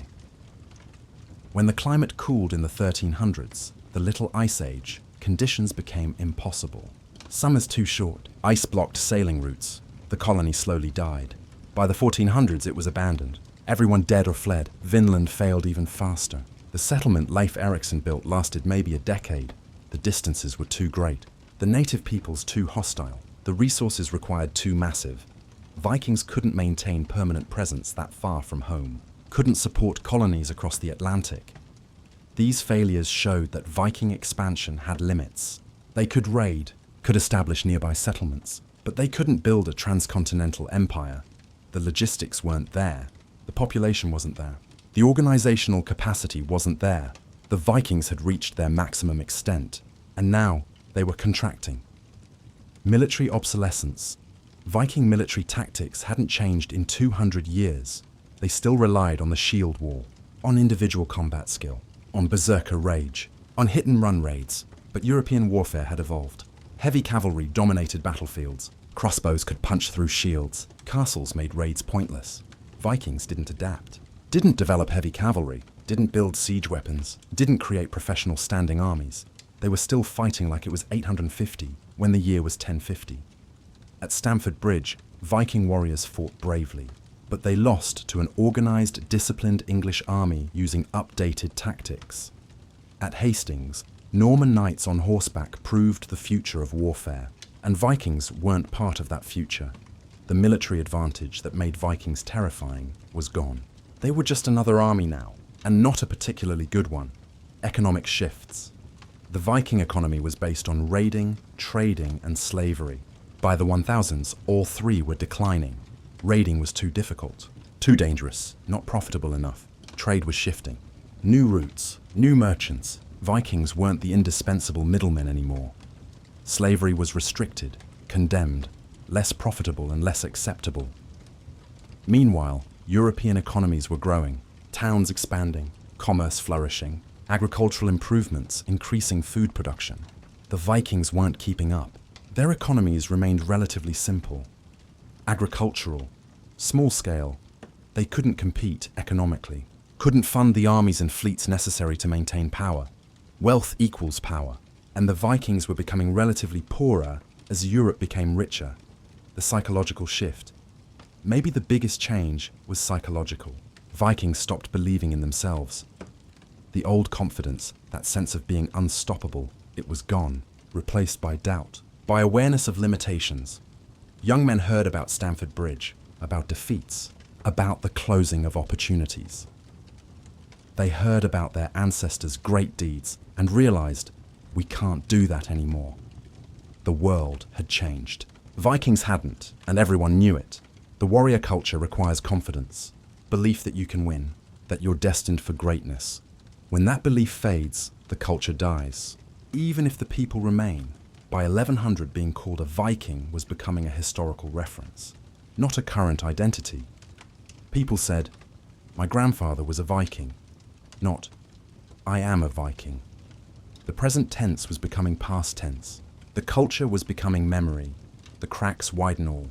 These problems reinforced each other. Military defeats led to economic decline. Economic decline meant weaker defenses. Weaker defenses invited enemies. The church undermined traditional values. Traditional values were already failing. Failure made Christianity seem right. Disunity prevented solutions. Solutions required unity. Unity was impossible. The Vikings were trapped in a cycle. Each problem made the others worse. There was no way out. The decline wasn't dramatic. It was slow, steady, almost imperceptible year by year. But looking at decades, the change was obvious.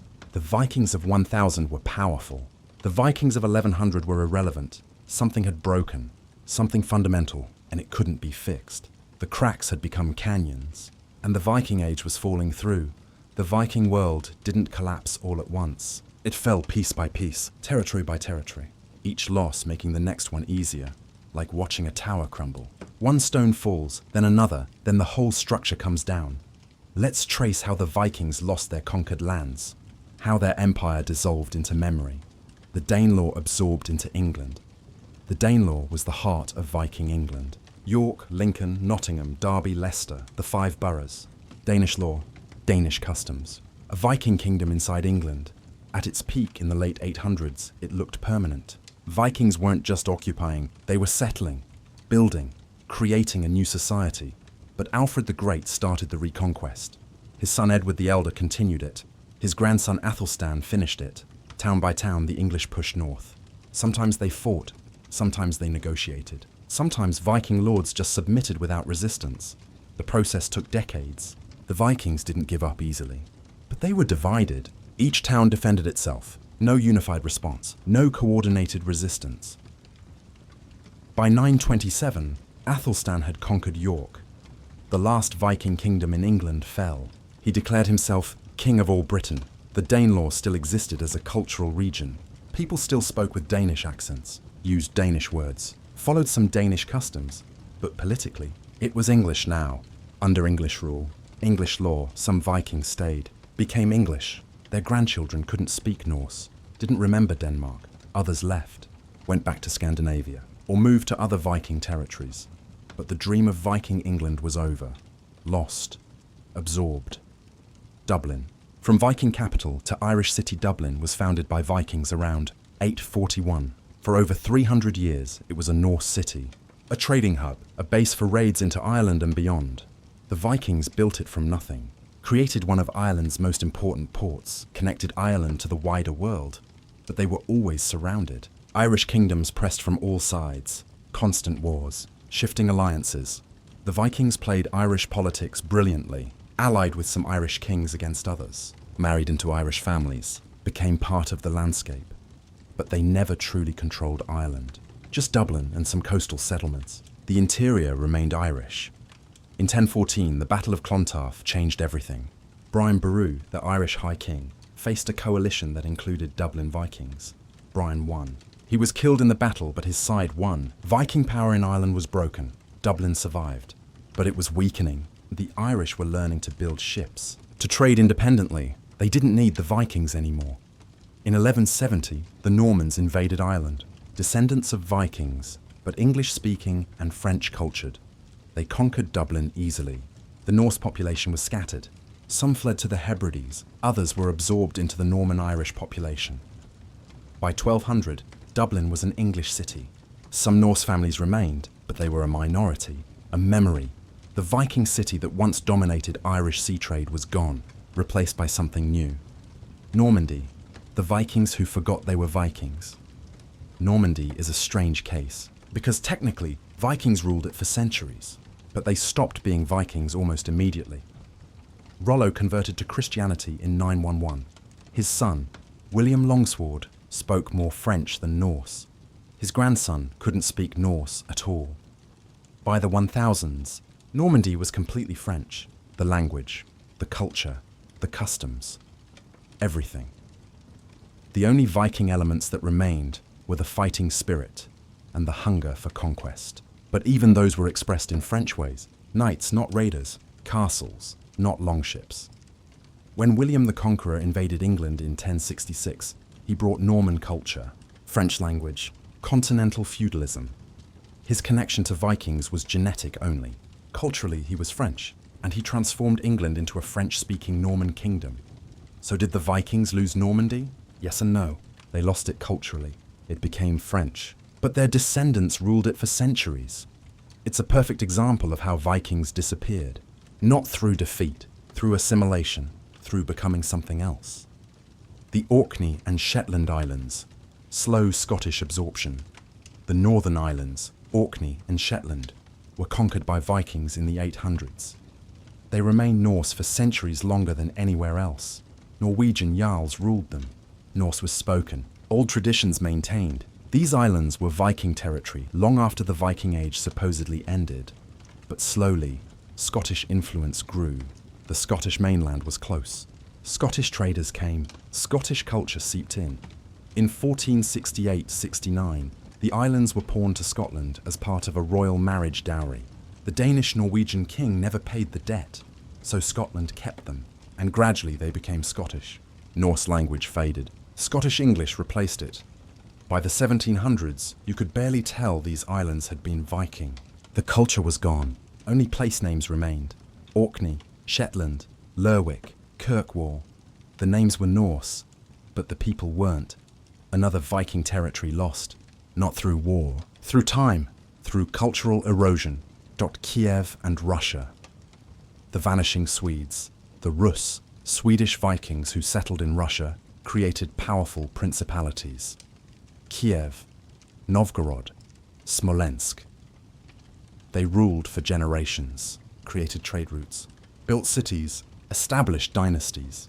But from the beginning, they were outnumbered. The Slavic population was massive. The Vikings were a tiny ruling class. They intermarried with Slavic nobles. Their children spoke Slavic languages, adopted Slavic names, followed Slavic customs. By the thousands, the Rus princes were Slavic in everything but ancestry. They couldn't speak Swedish, didn't know Norse traditions, had forgotten where their families came from. The last obviously Norse name in Russian ruling families appears around 1000. After that, Slavic names only: Vladimir, Yaroslav, Sviatoslav, not Eric or Olaf or Harold. The Vikings had disappeared into Russia. Their DNA remained. Their impact on Russian state formation remained. But the culture, gone. Russia became its own thing, a Slavic Orthodox Christian state. The Viking element was a historical footnote. Iceland, the exception that proves the rule. Iceland is unique. It remained Norse, kept the language, preserved the culture. Why? Because there was no other population to assimilate with. No conquest to integrate into. Iceland was empty when the Vikings arrived. They built a society from scratch. And because they were isolated, that society stayed Viking. The language evolved, but stayed recognizably Norse. The sagas were written down and preserved. The culture maintained continuity. Today, Icelanders can read medieval sagas in the original language, can trace their ancestry back to the original settlers. But Iceland also proves the point. It stayed Viking because it was isolated, cut off, irrelevant to the wider world. The Iceland that mattered, that was connected, that was part of the Viking expansion.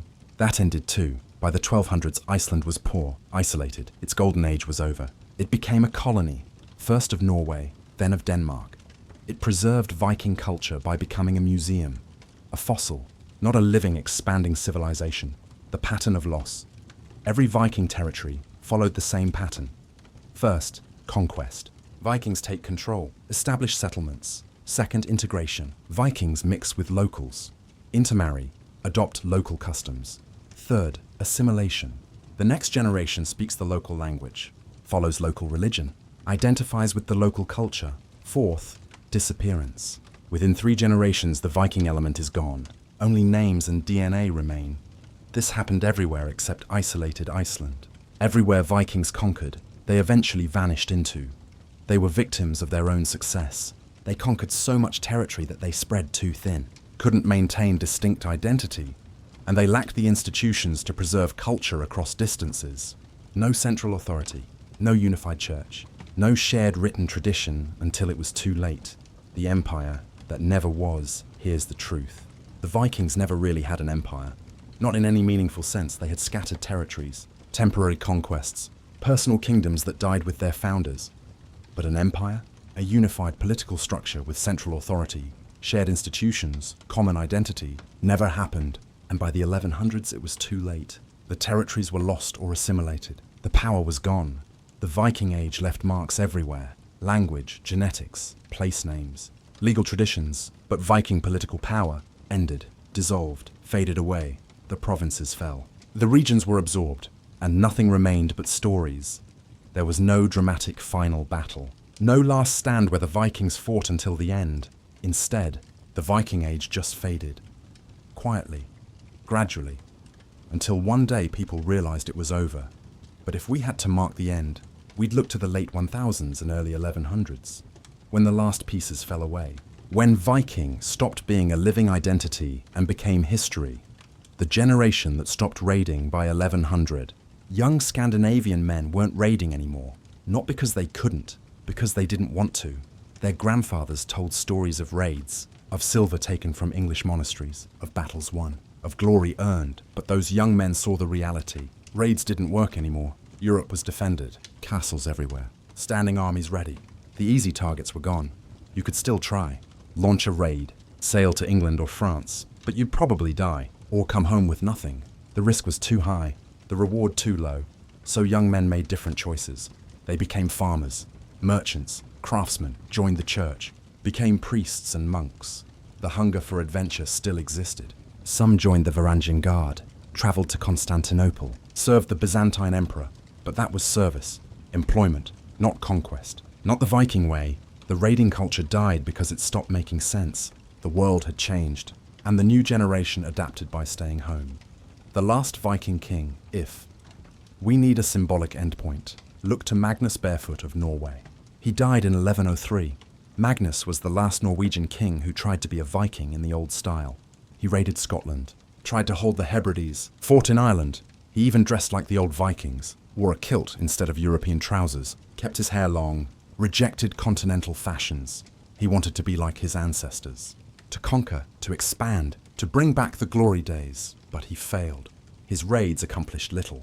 His attempts to hold territory in Scotland and Ireland fell apart, and in 1103 he was killed in an ambush in Ireland, fighting a pointless skirmish over nothing important. His death symbolized the end. The last king who tried to live as a Viking died, achieving nothing. His son, Sigurd, became king. But Sigurd didn't raid. He went on a crusade to Jerusalem, became Sigurd the Crusader. Even Norwegian kings were becoming European now, fighting Christian holy wars instead of pagan conquests.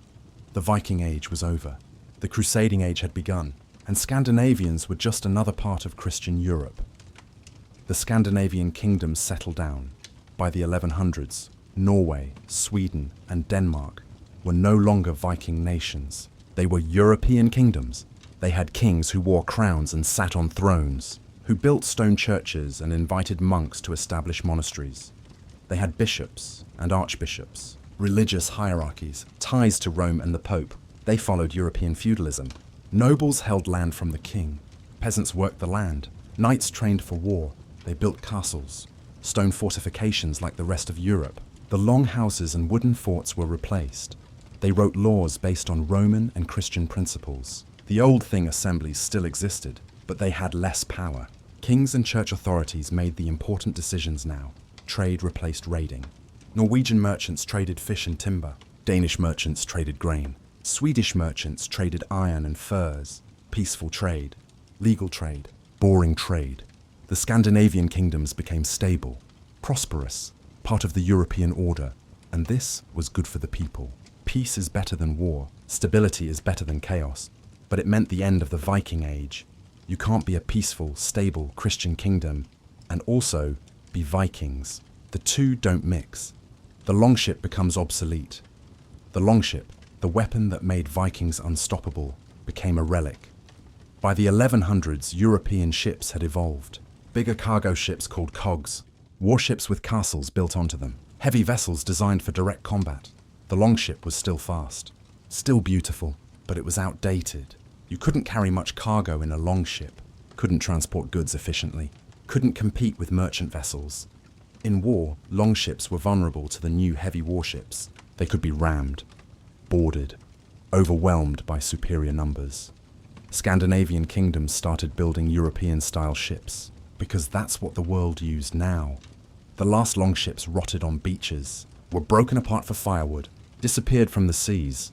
Some were preserved accidentally, buried in graves, sunk in harbours, forgotten until archaeologists found them centuries later, but as active vessels, gone by the 1200s, replaced by ships that were slower, uglier, but more practical.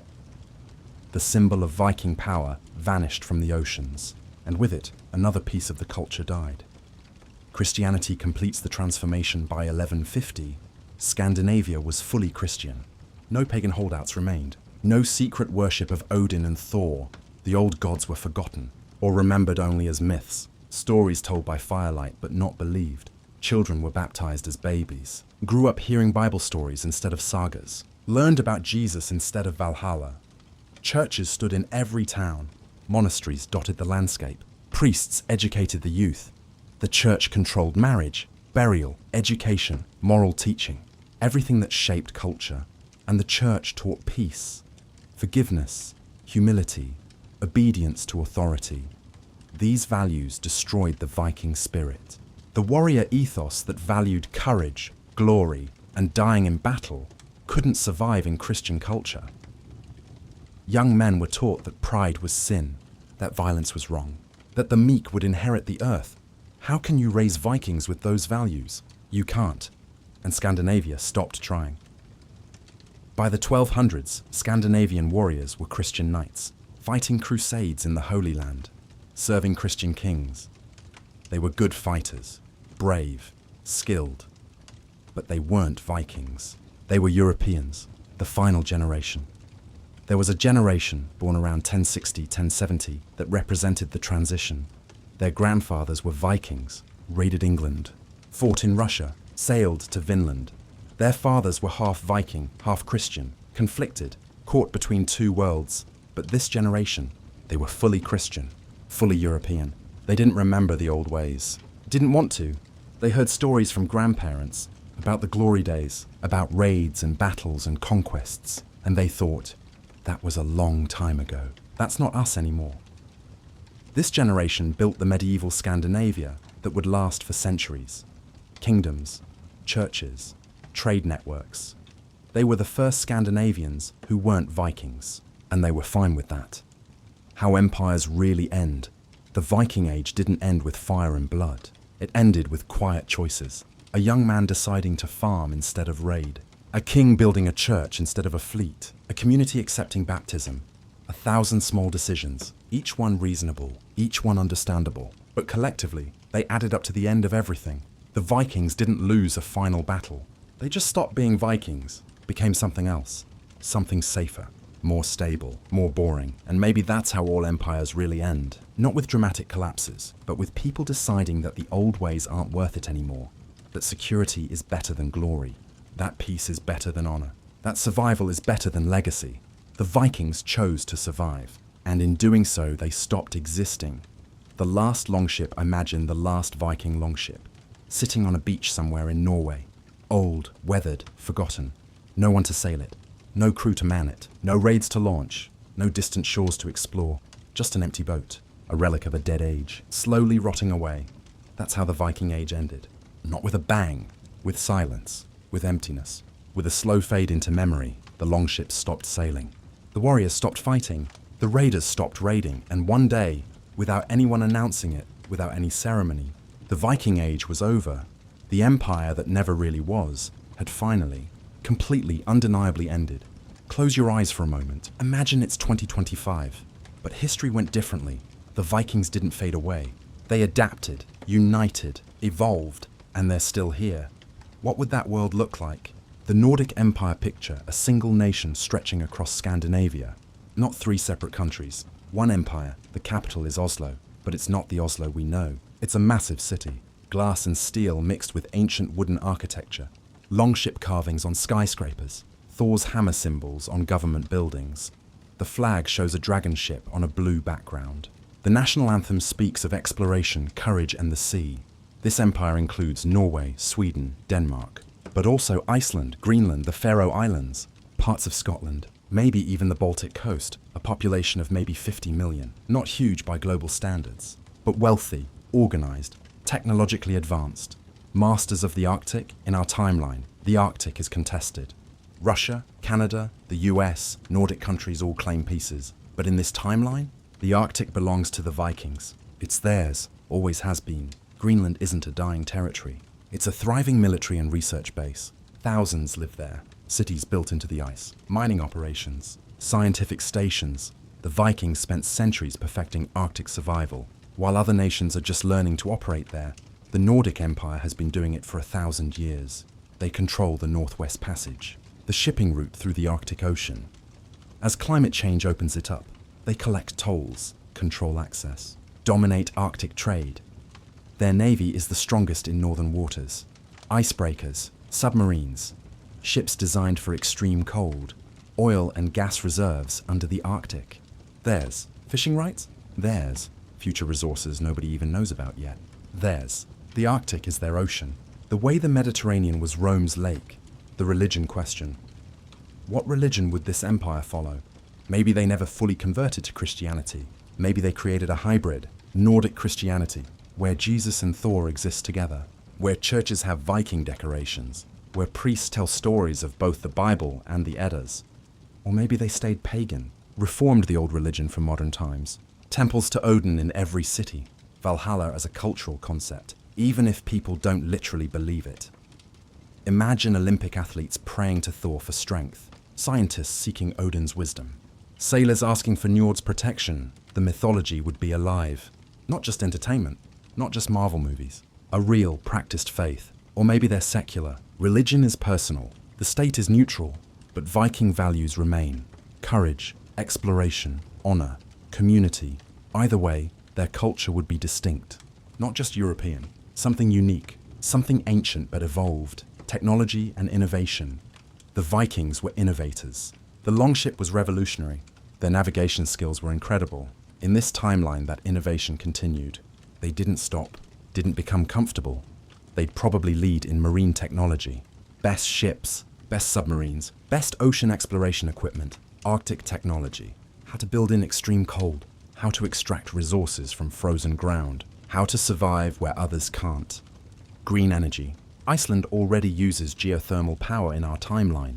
Imagine if all of Scandinavia had been perfecting this for centuries. They'd probably be a tech hub. Small population, but highly educated. Focus on quality over quantity. Nordic software. Nordic design. Nordic engineering. Known worldwide for being efficient, elegant, powerful.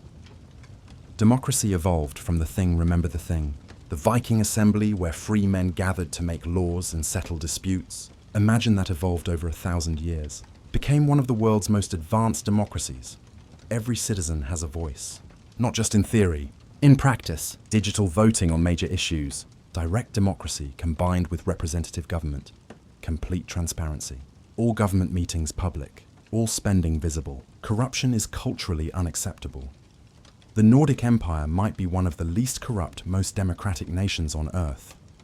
A model others try to copy but can't quite match, because it's not just systems. It's culture. 1,000 years of valuing individual voice and community responsibility, military power. They wouldn't be a superpower. Not like the US or China. Too small, but they'd be formidable, especially in their region. Their military would be small but elite. Every soldier highly trained, using the best technology, following the Viking principle, quality over quantity. Their navy would dominate the North Atlantic and Arctic. No one could challenge them there. They'd probably be neutral in most global conflicts. Like Switzerland, but armed neutrality, peace through strength, and they'd have a reputation. Don't mess with them. They're small, but they bite back hard. The Viking warrior tradition, updated for modern warfare. Not about raids, about defending what's theirs, absolutely, ruthlessly. Global influence. In our world, Scandinavian culture has influence.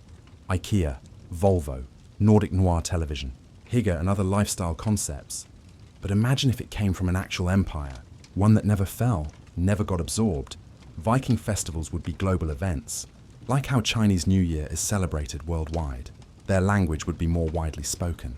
Maybe a major language like French or German, their literature would be everywhere. Sagas taught in schools across the world. Their values would influence global culture. The balance they found between individual freedom and community responsibility, between courage and wisdom. The American question.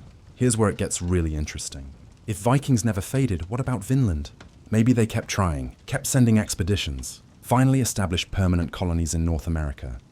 Maybe the east coast of Canada and the northern US would be Nordic territory, New Greenland, New Iceland, Viking cities where Boston and New York stand in our timeline. Maybe they would have encountered Columbus and said, yeah, we know. We've been here for 400 years. Maybe American history would be completely different. 3 colonial powers instead of 2, English, French, and Nordic. Maybe some Americans today would speak a Norse-derived language, have Viking ancestry, celebrate Viking holidays. A different world, this Viking empire would change everything. European history, global trade, Arctic politics, cultural development. The world wouldn't necessarily be better or worse, just different. Very different. But here's the truth. This is fantasy, fun to imagine, but it never happened. The Vikings didn't survive as Vikings. They became Norwegians, Swedes, Danes, Europeans, part of the larger Christian Western world, and maybe that's okay. Maybe that's even better than holding on to the past. But still, sometimes it's worth imagining. What if they'd held on? What if they'd evolved instead of dissolving? What if the Viking Age never ended? The Vikings are gone, but their story remains, and every story teaches something. So what can we learn from the rise and fall of the Vikings? What lessons echo across 1,000 years? Let's find the wisdom hidden in their history. Lesson 1. Adaptability is survival. The Vikings succeeded when they adapted, failed when they didn't. They started as farmers and fishermen, became raiders because survival demanded it, then became traders, settlers, kings. Each transformation was necessary. Rollo adapted, became a French duke. His descendants conquered England. The Vikings who stayed rigid, who insisted on raiding when raiding stopped working, they disappeared. The lesson is clear. The world changes. You change with it, or you become irrelevant. This applies to nations, companies, individuals. What worked yesterday might not work tomorrow. The Vikings who succeeded understood this. The ones who failed didn't. In our lives, this means staying flexible, learning new skills, accepting when old methods stop working, being willing to reinvent yourself. Nostalgia is beautiful, but living in the past is death. Lesson 2. Disunity destroys empires. The Vikings never truly unified. They stayed divided by clan, region, and personal ambition. Danes fought Norwegians. Norwegians fought Swedes. Brothers fought brothers. Constant civil wars. Endless feuds. Meanwhile, their enemies were unifying. England became one kingdom. France centralized. Russia formed. Unity beats division. Always. Every time. The Vikings could have been unstoppable if they'd worked together, but they couldn't overcome their tribal nature. This lesson applies everywhere. Teams that fight internally lose to unified opponents. Companies divided by office politics fail. Nations torn by civil conflict weaken. Unity doesn't mean everyone agrees. It means working together despite disagreements, putting collective good above personal gain. The Vikings never learned this, and it destroyed them. Lesson 3. Innovation must continue. The longship made Vikings powerful. For 2 centuries, it gave them an unbeatable advantage, but they stopped innovating. The longship design stayed the same. While everyone else improved their ships, the Vikings stayed static. By 1066, the advantage was gone. Other nations had caught up.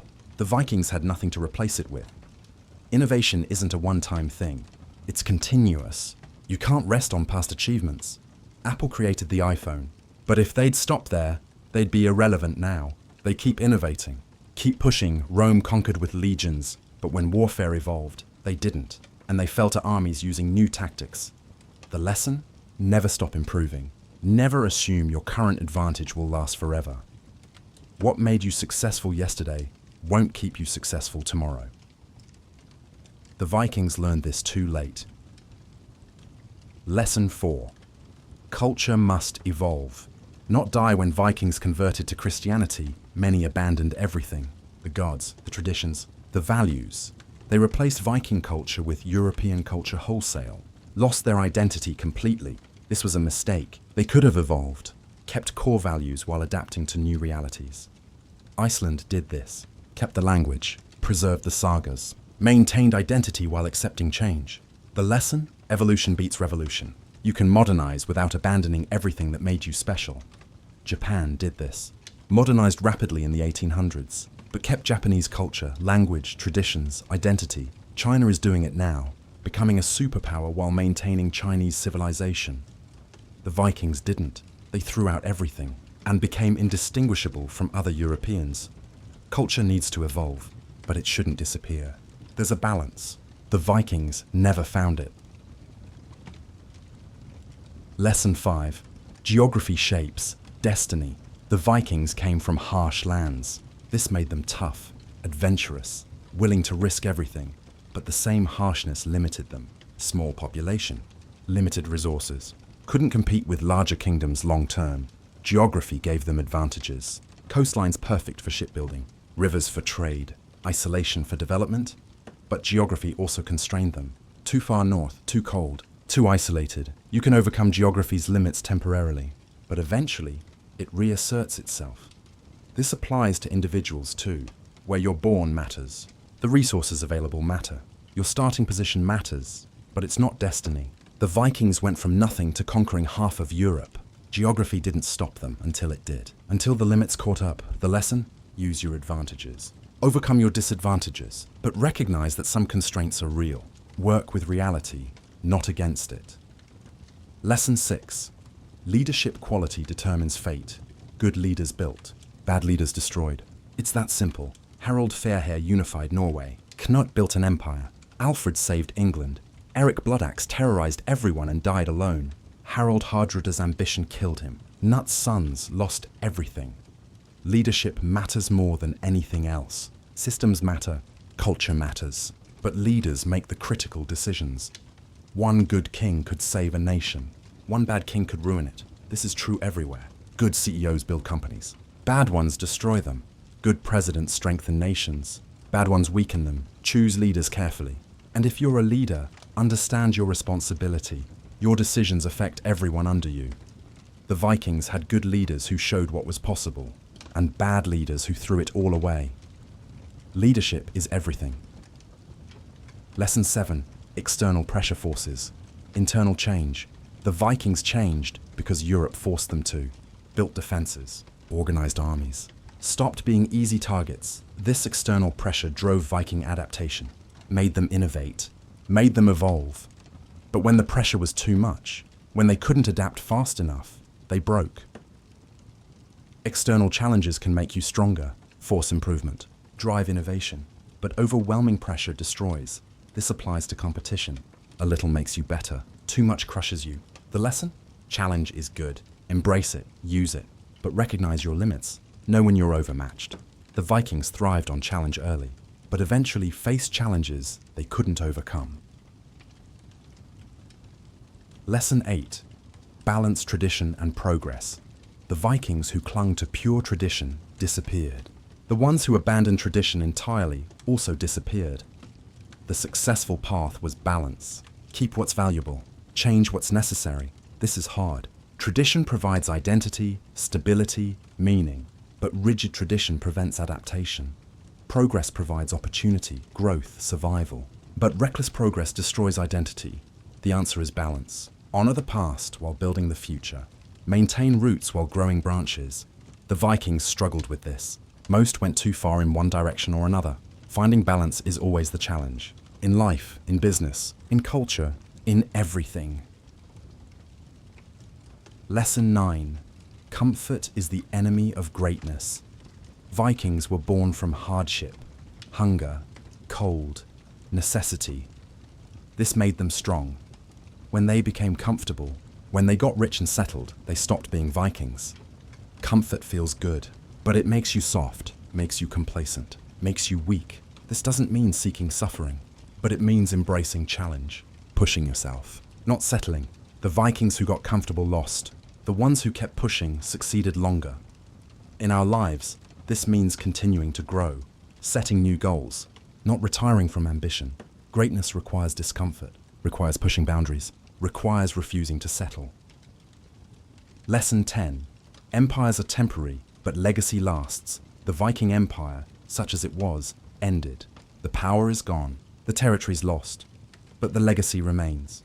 Language, culture, DNA, ideas, influence. Every English speaker uses Viking words. Every democracy reflects Thing principles. Every explorer follows Viking spirit. Power fades, empires fall, but what you contribute to human civilization lasts. The lesson? Build for legacy, not just power. Create things that outlast you. Contribute something valuable. The Vikings did this accidentally, but we can do it intentionally. Make your mark not through conquest, but through contribution. Not through domination, but through creation. The Viking Age ended, but the Viking legacy continues, and that's what really matters. The Vikings are gone, but they never really left. Walk through England, listen to the language, look at the place names. The Vikings are there. Explore Icelandic literature, study Russian history, examine European legal systems. The Vikings are everywhere. Their empire fell, but their legacy shaped the world. Let's trace how. The language legacy: open an English dictionary. Hundreds of words come from Old Norse. Words you use every day without thinking about it. Sky, cloud, window, knife, cake, egg, husband, sister, ugly, wrong, angry, happy, even. Basic words. They, them, their. These pronouns come from Norse. Days of the week: Thursday, Thorsday, Friday, Freyas, day, Tuesday, Tearsday. English is a Germanic language, but Vikings reshaped it, made it different from German or Dutch, added vocabulary, changed grammar, created something new. Without Vikings, English would sound completely different, would be a different language, and English is now global, spoken by billions. So Viking words are spoken billions of times every day, by people who have no idea where these words came from. Place names tell the story too. Any English town ending in by was Viking. Derby, Rugby, Grimsby, Whitby. Thorpe means village. Toft means homestead. Thwaite means clearing. These endings are everywhere in northern England. A map of Viking settlement written in the landscape. The political legacy, the Thing, the Viking assembly, influenced modern democracy. Not directly, but the ideas spread. Free men gathering to debate, making laws collectively, settling disputes through discussion and vote. This wasn't common in medieval Europe. Most places had kings who ruled absolutely. No voice for common people. But Vikings brought this tradition everywhere they settled. England, Ireland, Iceland, Russia. The jury system has Viking roots. The idea that your peers judge you, not just a king or lord. The concept of compensation for crimes instead of pure punishment. This came from Viking law. Iceland's Althing, established in 930, is one of the world's oldest parliaments. Still exists today. These political ideas didn't create modern democracy alone. Greek and Roman traditions mattered too, but Vikings contributed, added their voice to the development of democratic thought. The genetic legacy DNA studies reveal Viking ancestry across Europe, especially in Britain and Ireland. Up to 30% of men in the Orkney Islands have Norse DNA. In Iceland, nearly everyone traces back to Viking settlers.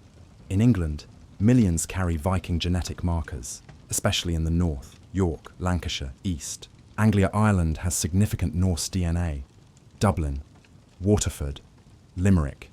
These coastal cities have Viking heritage in their bloodlines. Even in France, Normandy, the Viking settlers left genetic traces that remain 1,000 years later. Russia has Scandinavian markers, especially in the nobility. The ruling families trace back to Swedish Vikings. Genetically, the Vikings spread across Europe. Their DNA is woven into millions of people who have no idea they have Norse ancestors. The exploration legacy. The Vikings were the first Europeans to reach North America. 500 years before Columbus, this didn't lead to permanent settlement, didn't change history immediately, but it showed what was possible. It proved humans could cross the Atlantic. could survive in new worlds, could explore the unknown. The Viking spirit of exploration influenced later ages. The age of discovery in the 1400s and 1500s echoed Viking adventures. European explorers sailing into unknown waters were following Viking footsteps, often without knowing it. The idea that the world was meant to be explored, that oceans were highways, not barriers, that new lands waited beyond the horizon. These are Viking ideas. The maritime legacy Viking shipbuilding influenced European naval development. The longship's design principles spread. Clinker-built hulls, overlapping planks, flexible construction. These techniques were adopted by other nations. The understanding of how ships move through water, how to balance speed and stability, how to build for different conditions. Vikings weren't the only ones building ships, but they were the best for their era, and others learned from them. Modern sailing still uses principles Vikings discovered. Navigation by stars, reading wave patterns, understanding wind and current. The knowledge base Vikings created informed maritime development for centuries. The cultural legacy, Norse mythology, is alive in modern culture, not as religion, as entertainment and inspiration. Thor, Loki, Odin. These names are everywhere. Movies, comics, books, games. Marvel's Thor movies have made billions, introduced Norse gods to new generations, changed from warriors to superheroes. Vikings appear in countless TV shows, books, games. Vikings, The Last Kingdom, Assassin's Creed Valhalla. Pop culture can't get enough. This keeps the memory alive. Distorted, often inaccurate, but alive. People know about Vikings, care about them, find them fascinating. The sagas influenced fantasy literature. Tolkien was inspired by Norse mythology. Lord of the Rings has Viking elements throughout. Modern Nordic design has Viking influences. Clean lines, functionality, beauty through simplicity. These aesthetic values trace back centuries. The Russian legacy, Russia itself, is a Viking legacy. The name comes from Rus, the Swedish Vikings, who founded the first Russian states. Kiev, Novgorod. These cities were Viking foundations. The ruling dynasty traced back to Scandinavian origins. The Viking impact on Russian formation was massive. They didn't just raid, they built, created, established. Modern Russia is a Slavic nation, but its origins have Norse elements. Its history includes Viking chapters. This is rarely acknowledged, but it's real, and it shaped one of the world's largest nations. The literary legacy. The Icelandic sagas are literary treasures, epic stories preserved in beautiful Old Norse. They influenced world literature, showed how to tell long-form stories, how to develop characters, how to mix history and legend. Modern fantasy owes debts to the sagas. Modern historical fiction too. The techniques of Norse storytelling shaped later traditions. The sagas also preserved history. Without them, we'd know far less about Viking culture, about their values, their lives, their worldview. Iceland's decision to write everything down, to preserve the sagas in manuscripts, gave the world an incredible gift. The lesson of legacy, the Vikings show that empires die, but influence remains. Political power ends, but cultural impact continues. They ruled for 3 centuries, but they've influenced for 1,000 years. And counting. This is the truest immortality. Not power, not conquest, but contribution. Impact. The ways you change the world that outlast your life. The Vikings didn't plan this legacy, didn't try to be remembered. They just lived, fought, built, explored, created, and 1,000 years later, we're still talking about them. Still using their words, still inspired by their courage. That's legacy. That's immortality, not the empire. The echo, and the echo of the Vikings will never fade completely, because they changed too much, influenced too deeply, left too strong a mark. The Vikings are dead. Long live the Vikings. We've traveled through 3 centuries, watched a people rise from frozen fjords to conquer half of Europe, seen them reach their peak, and witnessed their slow, inevitable fade. Now at the end, we step back. We look at the whole picture, and we ask, what does it all mean? The Viking paradox. The Vikings were a paradox. Everything about them contradicted itself. They were brutal raiders who killed without mercy, but also traders who connected continents, merchants who made deals, diplomats who negotiated peace. They were pagans who worshipped war gods, but they converted to Christianity and built some of Europe's most beautiful churches. They were illiterate warriors who couldn't read, but they created sagas that are literary masterpieces, poetry that still moves us today. They destroyed monasteries, but they also founded cities that became centers of learning. They were loyal to family above all else, but they killed their own brothers for power. They valued freedom and democracy, but they enslaved thousands. Bought and sold human beings without hesitation. They were explorers who reached America, but abandoned it, discovered new worlds but couldn't hold them. They built nothing permanent, yet their influence lasted forever. How do we understand people this complicated, this contradictory? Maybe we don't try to simplify them. Maybe we accept the complexity, acknowledge that humans are never purely good or purely evil, never purely civilized or purely barbaric. The Vikings were human, fully, completely messily human, with all the contradictions that implies. Why we remember them 1,000 years have passed. Empires that were more powerful have been forgotten. Kingdoms that lasted longer are barely remembered. But the Vikings, everyone knows them. Children play Viking games. Adults watch Viking movies. The fascination never ends. Why? Because they did what most people are too afraid to do. They sailed into the unknown. They risked everything. They refused to accept limits. They looked at the ocean and saw possibility. They looked at powerful kingdoms and saw opportunities. They looked at hardship and saw challenges to overcome.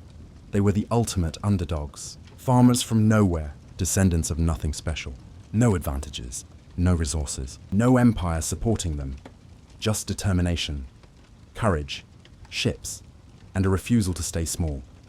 They took on the entire continent of Europe and won. For a while they won. That's why we remember them. Because they inspire. Because they show what's possible when you refuse to accept your circumstances. We live comfortable lives. Safe lives. We have everything our ancestors dreamed of. Security, food, warmth, health. But something's missing. The adventure, the risk. The feeling that you're pushing boundaries. Testing limits. Becoming legendary. The Vikings had that, and were drawn to it. Even though we'd never actually want to live their lives. Wouldn't want the cold, the violence, the constant danger. But the spirit, the courage, the refusal to settle. We want that, need that, crave it. The Vikings remind us that humans are capable of incredible things, that ordinary people can become extraordinary, that the world is meant to be explored, not just endured. What made them special?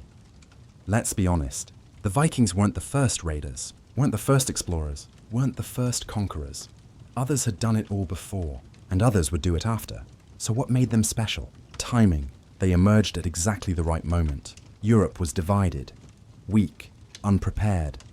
The Viking Age happened because circumstances allowed it. Technology. The longship was revolutionary. It gave them a temporary advantage, and they used it brilliantly. Geography. Scandinavia's location meant they could strike in multiple directions. East into Russia, west to Iceland and beyond, south into Europe. They had options. Culture. The warrior ethos. The belief in Valhalla, the value placed on courage and reputation. This created fearless warriors who would try anything. But most of all, desperation mixed with ambition. They had to leave Scandinavia, couldn't survive there. But instead of just surviving elsewhere, they thrived. They conquered. Necessity made them move. Ambition made them great. Remove any of these factors, and the Viking Age doesn't happen, or happens differently. Smaller, less impactful. The Vikings were special because everything aligned, just for a moment, just long enough. What destroyed them? If everything aligned to create them, what aligned to destroy them? Success.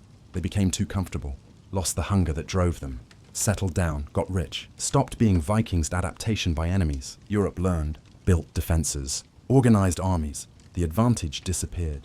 Christianity. It gave them legitimacy, connections, acceptance, but it destroyed their culture. Replaced warrior values with peaceful ones. Assimilation. They conquered so much territory that they spread too thin, got absorbed into other cultures, lost their identity, disunity. They never unified, kept fighting each other, wasted strength on internal conflicts, and time. Everything has its time. The world moved on. The Viking Age's moment passed. The conditions that created it changed. They couldn't adapt fast enough, couldn't evolve quickly enough. The world left them behind. But maybe this was inevitable. Maybe all great ages are temporary. Maybe nothing that burns that bright can last.